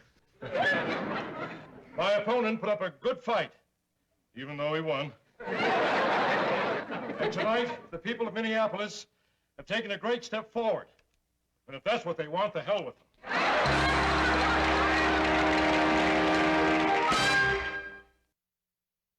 Gordy, here's the update on the second ward. Thanks, Mary. How much time have I got? We go back on the air in 5 minutes. Okay. Hi, gang. Ted. Ted? Would you believe it? Some loudmouth told my mother I lost. Oh, thanks, Gordy. I'll take over. What do you think you're doing? Well, you said the door was open, and you don't mind, do you, Gordy? Oh, of course I don't mind. I don't mind going back to being just a weatherman. I don't mind losing my job as the anchor man. I don't mind losing all that extra money. What makes you think I mind? See, Lou, it's okay with Gordy. I really wanted you to win, Ted. Nobody wanted you to win more than I. Nobody. Believe me. Nobody. That's touching. Let's see. Peterson's victory in the primary makes him a certain show-in. The $16,000 a year post to city councilman from... $16,000? That's all it pays? Boy, am I lucky I lost. Can you imagine anybody dumb enough to work for $16,000 a year? I work for less, Ted. Oh, less, sure, but not 16,000.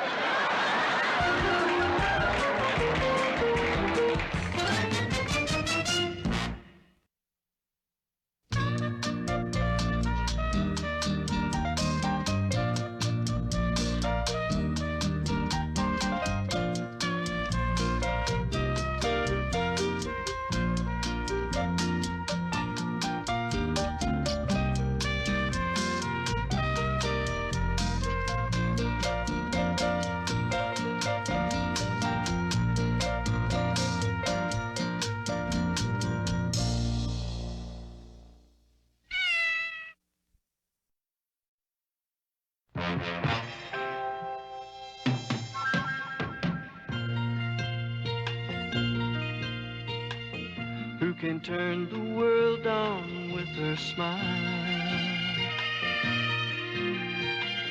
Who can take a nothing day and suddenly make it all seem worthwhile? Well, it's you, girl, and you should know it. With each glance and every little movement you show it. Love is all around, no need to waste it. You can have the time, why don't you take it? You're gonna make it after all.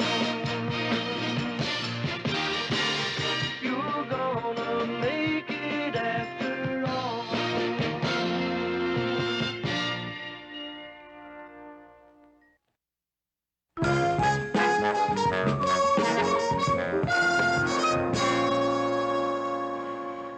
Well, will you let me know if you hear of anything? Thanks. Morning. Oh, morning, Lou. I just can't wake up today. Why am I totally out of it until I have my first cup of air? I'll make some, Lou. Murr. I used to be a news writer. I remember hating it when my boss asked me to do piddling little things like make coffee. Besides, your coffee stinks. Mr. Grant, I'll make the coffee for you if you like. No, Mary, you're an associate producer. And anyway, we got this memo from personnel about how you treat women different and don't give them those crummy little jobs like women are supposed to do. Well, Mr. Grant, I really don't mind making it for you. You see? You don't agree with that memo, do you? Well, I sort of suggested it. Mary, you don't have to have memos sent to me to get me to respect you. I'm dying for coffee, but I respect you. You really ought to hire somebody to do those crummy little things like make coffee. Either that or I'll find somebody I don't respect. Hi, guys. And once again, God works in mysterious ways. What a nice thought to start the day, man. Hi, Ted. Hi, Lou. We were wondering if you'd mind making us some coffee. Come on, is this a gag? Oh, I get it. You think I think I'm too big to make coffee. You think I'll poo-poo the idea, thinking I'm too important a person to be seen making your paltry, stupid little small potatoes coffee. But I'll show you how humble Ted Baxter can be. I'll show you. I'll make the coffee. How do you make coffee, Mayor? Oh, it's probably like making tea. Where are the coffee bags? Newsroom. Oh, hi. And personnel said no jobs, huh? Okay, thanks anyway. Moonlighting on the side, Murray? No, it's for my daughter. Trying to find her a summer job. Hey, Murray, remember Mr. Grant said that he wanted us to get someone to do things like making coffee. Wouldn't Bonnie be just perfect? Yeah, you know, I was thinking about that too, Mayor, but I didn't want to ask. Hey, that would be terrific, you know. My kid's first real job and with her father. We could have lunch together. Hey, Mary, that'd be wonderful. Okay, it's done. No. I don't want to be one of those fathers who makes things easy for his kid, you know. I want you to treat her like anybody else, you know. Interview a lot of kids for the job. Oh, Murray, I don't need to interview anyone else. Mary, I want her to get the job because she's the best for it, not because she's my daughter. But just interview a lot of kids for it. Then hire her. Now I'm kidding. Hey, guys, if you're looking for somebody to make coffee around the office, how about my mother? How about your mother, Ted? Oh, Mary, it would mean so much to her. To be here in the newsroom, well, around me, give her something to live for, something for an old woman to wake up for in the morning. Ted, I really don't think so. Good, she'd have gotten on my nerves anyway. That's the film library, and that's Mr. Grant's office, and I guess that's about it. I hope it's not all too confusing. No, I'll get the hang of it. Okay. Why don't we start you out right away? You can make a pot of coffee. Mr. Grant likes his as soon as he gets in. And then maybe you could alphabetize the files. Sure. Oh, she doesn't have a desk, Mayor. Shouldn't she have a desk? Well, maybe a little table or something. I don't need a desk, Daddy. Well, who is this? Hi, Mr. Baxter. I'm Bonnie Slaughter. Bonnie Slaughter, good heavens, look at you. But the last time I saw you, you looked pretty much the same. But then again, that was only a couple of weeks ago. Daddy, you never told me how much fun Mr. Baxter is to work with. Didn't I? Anybody gives you any trouble, you just come to Uncle Ted. Bonnie, in no way is that man your uncle. Morning. Morning. Morning. Murray, you have that editorial, didn't you? No, not yet, Lou. Oh, Lou, this is my little daughter, Bonnie. Bonnie, this is Mr. Grant. See, Mary hired her to help out, you know, make coffee, do the files, things like that. Ah, that's great. We could use it. Glad to meet you, Bonnie. Thank you. Yeah. Say, Mary, could I talk to you a minute? If you have the time. Sure.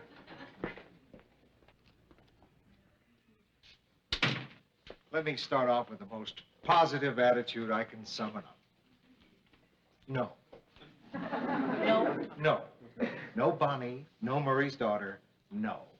It's not that I object to your hiring somebody without asking me. Not at all. What I object to is you're doing something dumb without asking me. Hiring people's daughters is dumb. Well, why is that dumb? Because you can't be yourself around people's daughters. You can't yell at people's daughters. The only thing you can do around people's daughters is go around saying, well, isn't she going to break a few hearts in a couple of years? No, Mr. Grant, she's really a great kid. You can just be yourself. No, I can't. She's a daughter. More specifically, she's Murray's daughter, which means I can't swear, which cuts my vocabulary in half. Nobody is asking you to change your entire way of life. I was just suggesting you could maybe make a minimal effort. I don't want to make a minimal effort. I don't have to make a minimal effort. I'm a boss. I don't even like saying minimal. Well, are you saying that you think Bonnie should go? Murray's daughter? No, I didn't mean that we should let her go. I just meant that she shouldn't work here any longer. Mary, I'm already feeling a strain because there is a word I would like to use, which I can't because she is in the next room. I want to say it so much. I would feel so relaxed if only I could say it. Mr. Grant, look, it's just for the summer. Only 3 months. Balderdash. That wasn't a word. Mr. Grant. I don't even know what that word means. Mr. Grant, look, it's her first day. Couldn't we just give it a chance?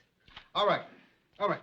We'll give it a chance. We'll give it a chance until it doesn't work out, and then we'll stop. Okay? Okay. Oh, and, since this is her first real job, you know, if you could make an effort to be warm to her, it would really be nice. I didn't plan on having to change my personality to get a cup of coffee in the morning, Mary. Well, no, I You I did just this. meant- Back in the newspaper days, you know what we did when we needed extra help? We hired a wino. They make great coffee and you don't have to be warm.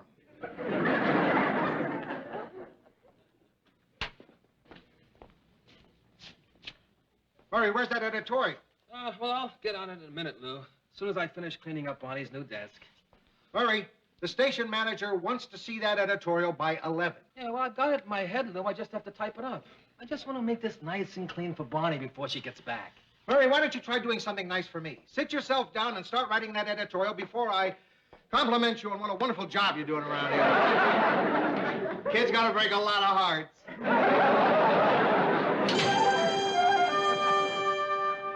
Oh, yes, I see. See, you should have put the minutes and seconds in this column and not in that column.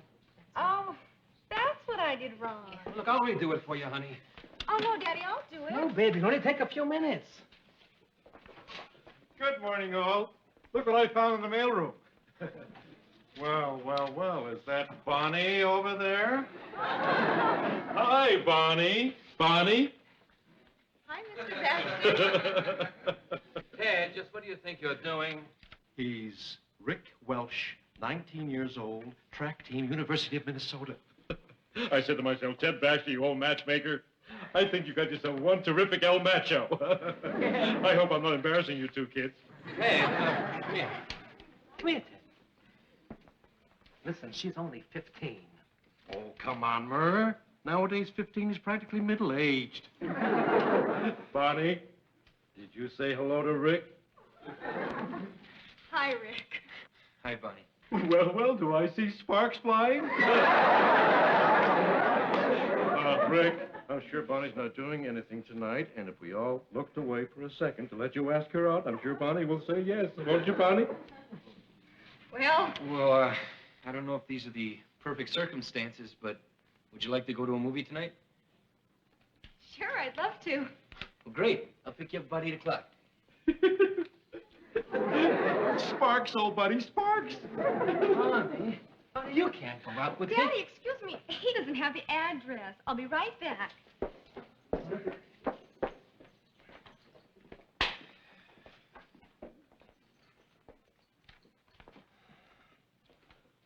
Hey, Murray. It's not that bad. That old guy. Going out with my little girl. Oh, come on. I thought he was a very cute boy. Boy, a cute boy. Mary, he's 19. He's old enough to be a sailor. You know what guys are like when they're 19, Mary? Well, when I was 19, well, actually, I was almost 21. But I could have been 19. The days are always so exciting, don't you think so, Mr. Grant? Right. Kind of nervous, but fun. Right. Mary, why are you doing the timesheets? Oh, well, Bonnie had a little problem. I thought I'd help him out with it. Oh, fine. I can move the table, Mr. Grant. Oh, no. It's fine. Mr.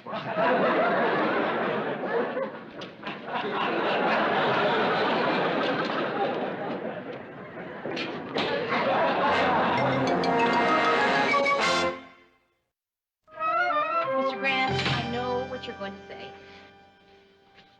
Oh, you do? You know that I am going to talk about Murray doing Bonnie's work instead of his own. Yes, Mr. Grant? Oh, well, then I wonder if you could tell me what I'm going to say now. Oh, probably that Bonnie has to go. That Bonnie has to go, Mary? That's positively uncanny. You and I are developing a nonverbal communication hitherto experienced only by certain birds and fish. I wonder, Mr. Grant, if you could make the effort to talk to me without being sarcastic. Was I being sarcastic? Oh. Well, how fortunate for me that you are here to point out my little character flaws. Yesterday, I learned to be warm. And today I learned I'm too sarcastic. I'll be forever in your debt. That's exactly what I am talking about, Mr. Grant. It's very hard for me to stand up to you and say something like that. I'm just not a person who goes around criticizing people. So you must know that when I do say something like that, it's important to me. So now I'm insensitive too, huh? I'm so glad you happened into my All life right, to forget point it, out please. these... Forget just all about it. Please forget it. Forget it. Really, forget it. Forget it. I just think you could say Bonnie has to go. Okay, Bonnie has to go. How could you say that, Mr. Grant? This is our second day. Come in. Here's your coffee, Mr. Grant. Oh, thank you, Bonnie, dear. Excuse me, Bonnie, sweetheart. This isn't my cup. I beg your pardon? No, my cup is brown and has Lou written on it. L-O-U, in big white letters. You must have seen it. Oh, yeah. Mm-hmm. Mr. Grant, I don't know how to tell you this, but I just broke your cup. I'm really sorry. I'll buy you another one. Oh, hey. There's nothing to be sorry about. It's not important. It's just a cup. I'm really sorry. No. It's not important at all. It's just a cup. Hey, do you even believe that we're standing here talking about a cup? I love that cup, Mary. Well,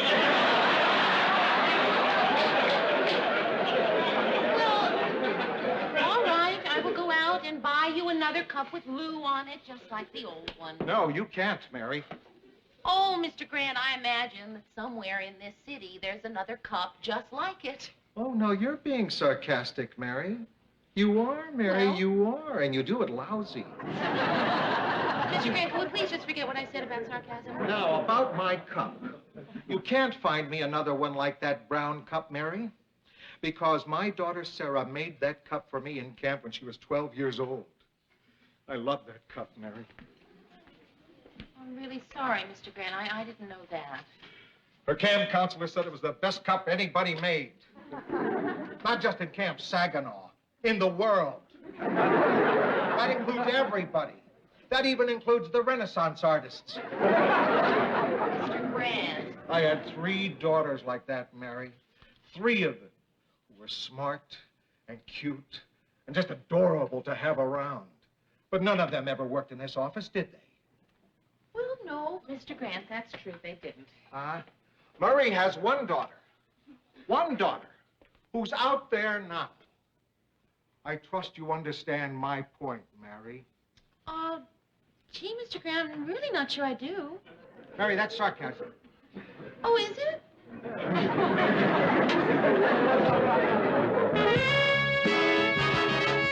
Well, a recapping of tonight's news headlights. That's headlines. Sometimes when people ask me what I do and I want to impress them, I tell them I'm unemployed.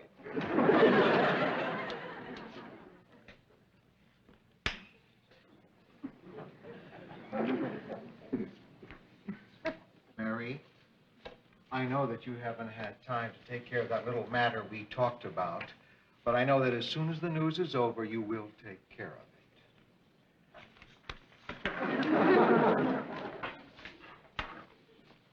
And the Senate is due to vote on it sometime this week. And now we pause to bring you this brief commercial message. What? Why not?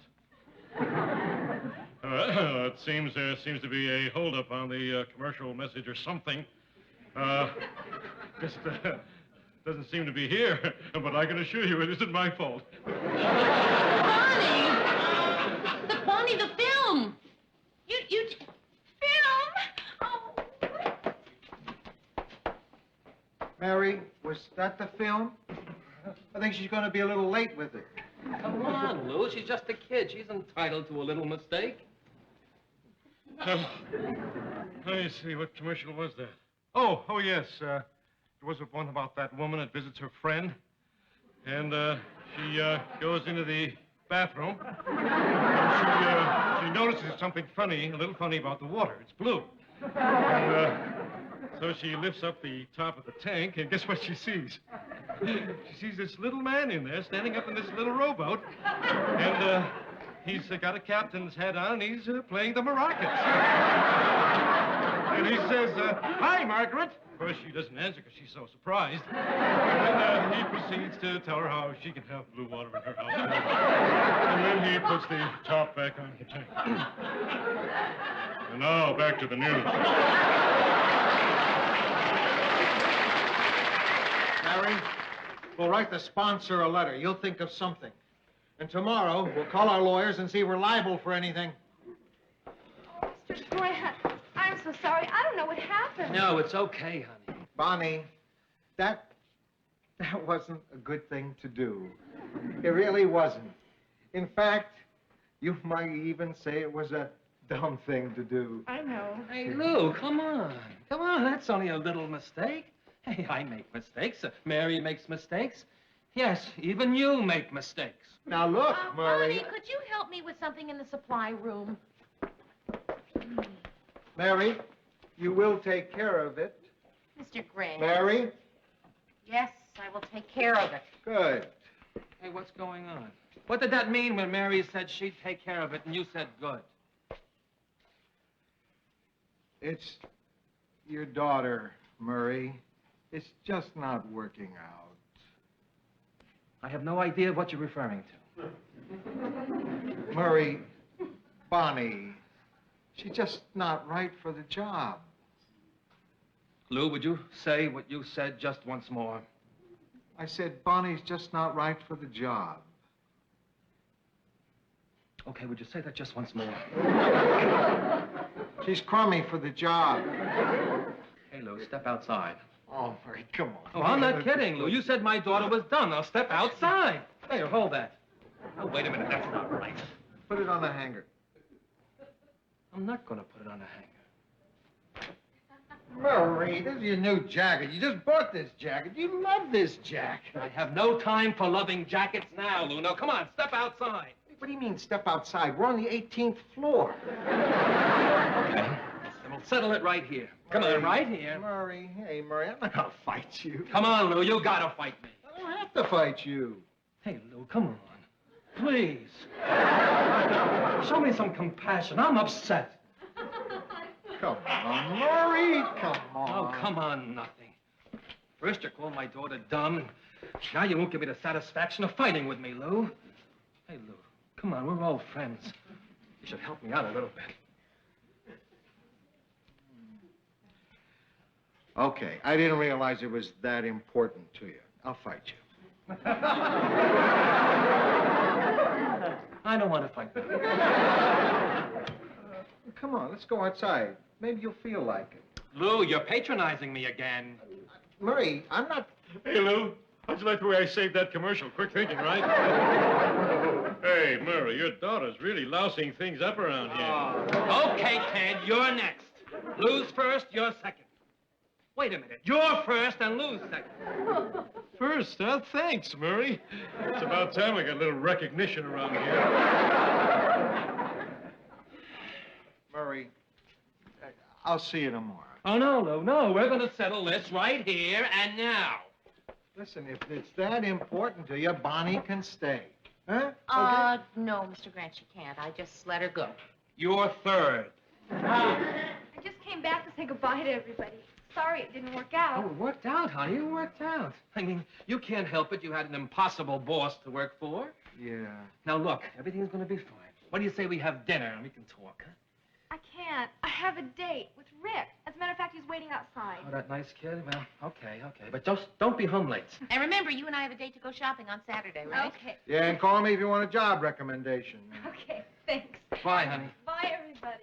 Bye-bye. The one who really disappointed me was you. Murray, don't blame me. Don't blame you. Why shouldn't I blame you? You're the one that fired Barney. Well, he made me do it. Well, Mr. Grant, I'm tired of always taking it on the chin for you. I felt terrible having to tell that kid she lost her first job. I'm going to feel badly about it for days. And now I'm going to feel terrible about what I just said to you. I'm going home now. Good night.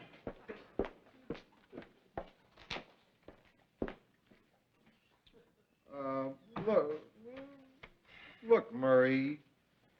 Today you're mad, but you'll be over it tomorrow. No, Lou. I don't think so. It's going to take a long time for me to be over this. No. You'll see. You'll see. You'll be over this by tomorrow morning. No.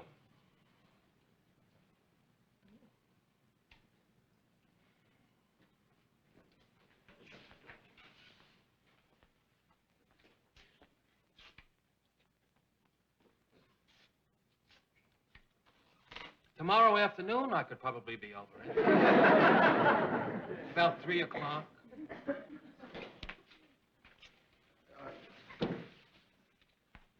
You want to go out for a drink?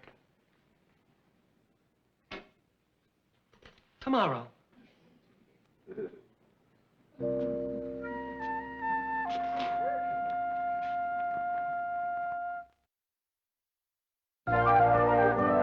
Watch it, sip it slowly so you can really taste all the different blends.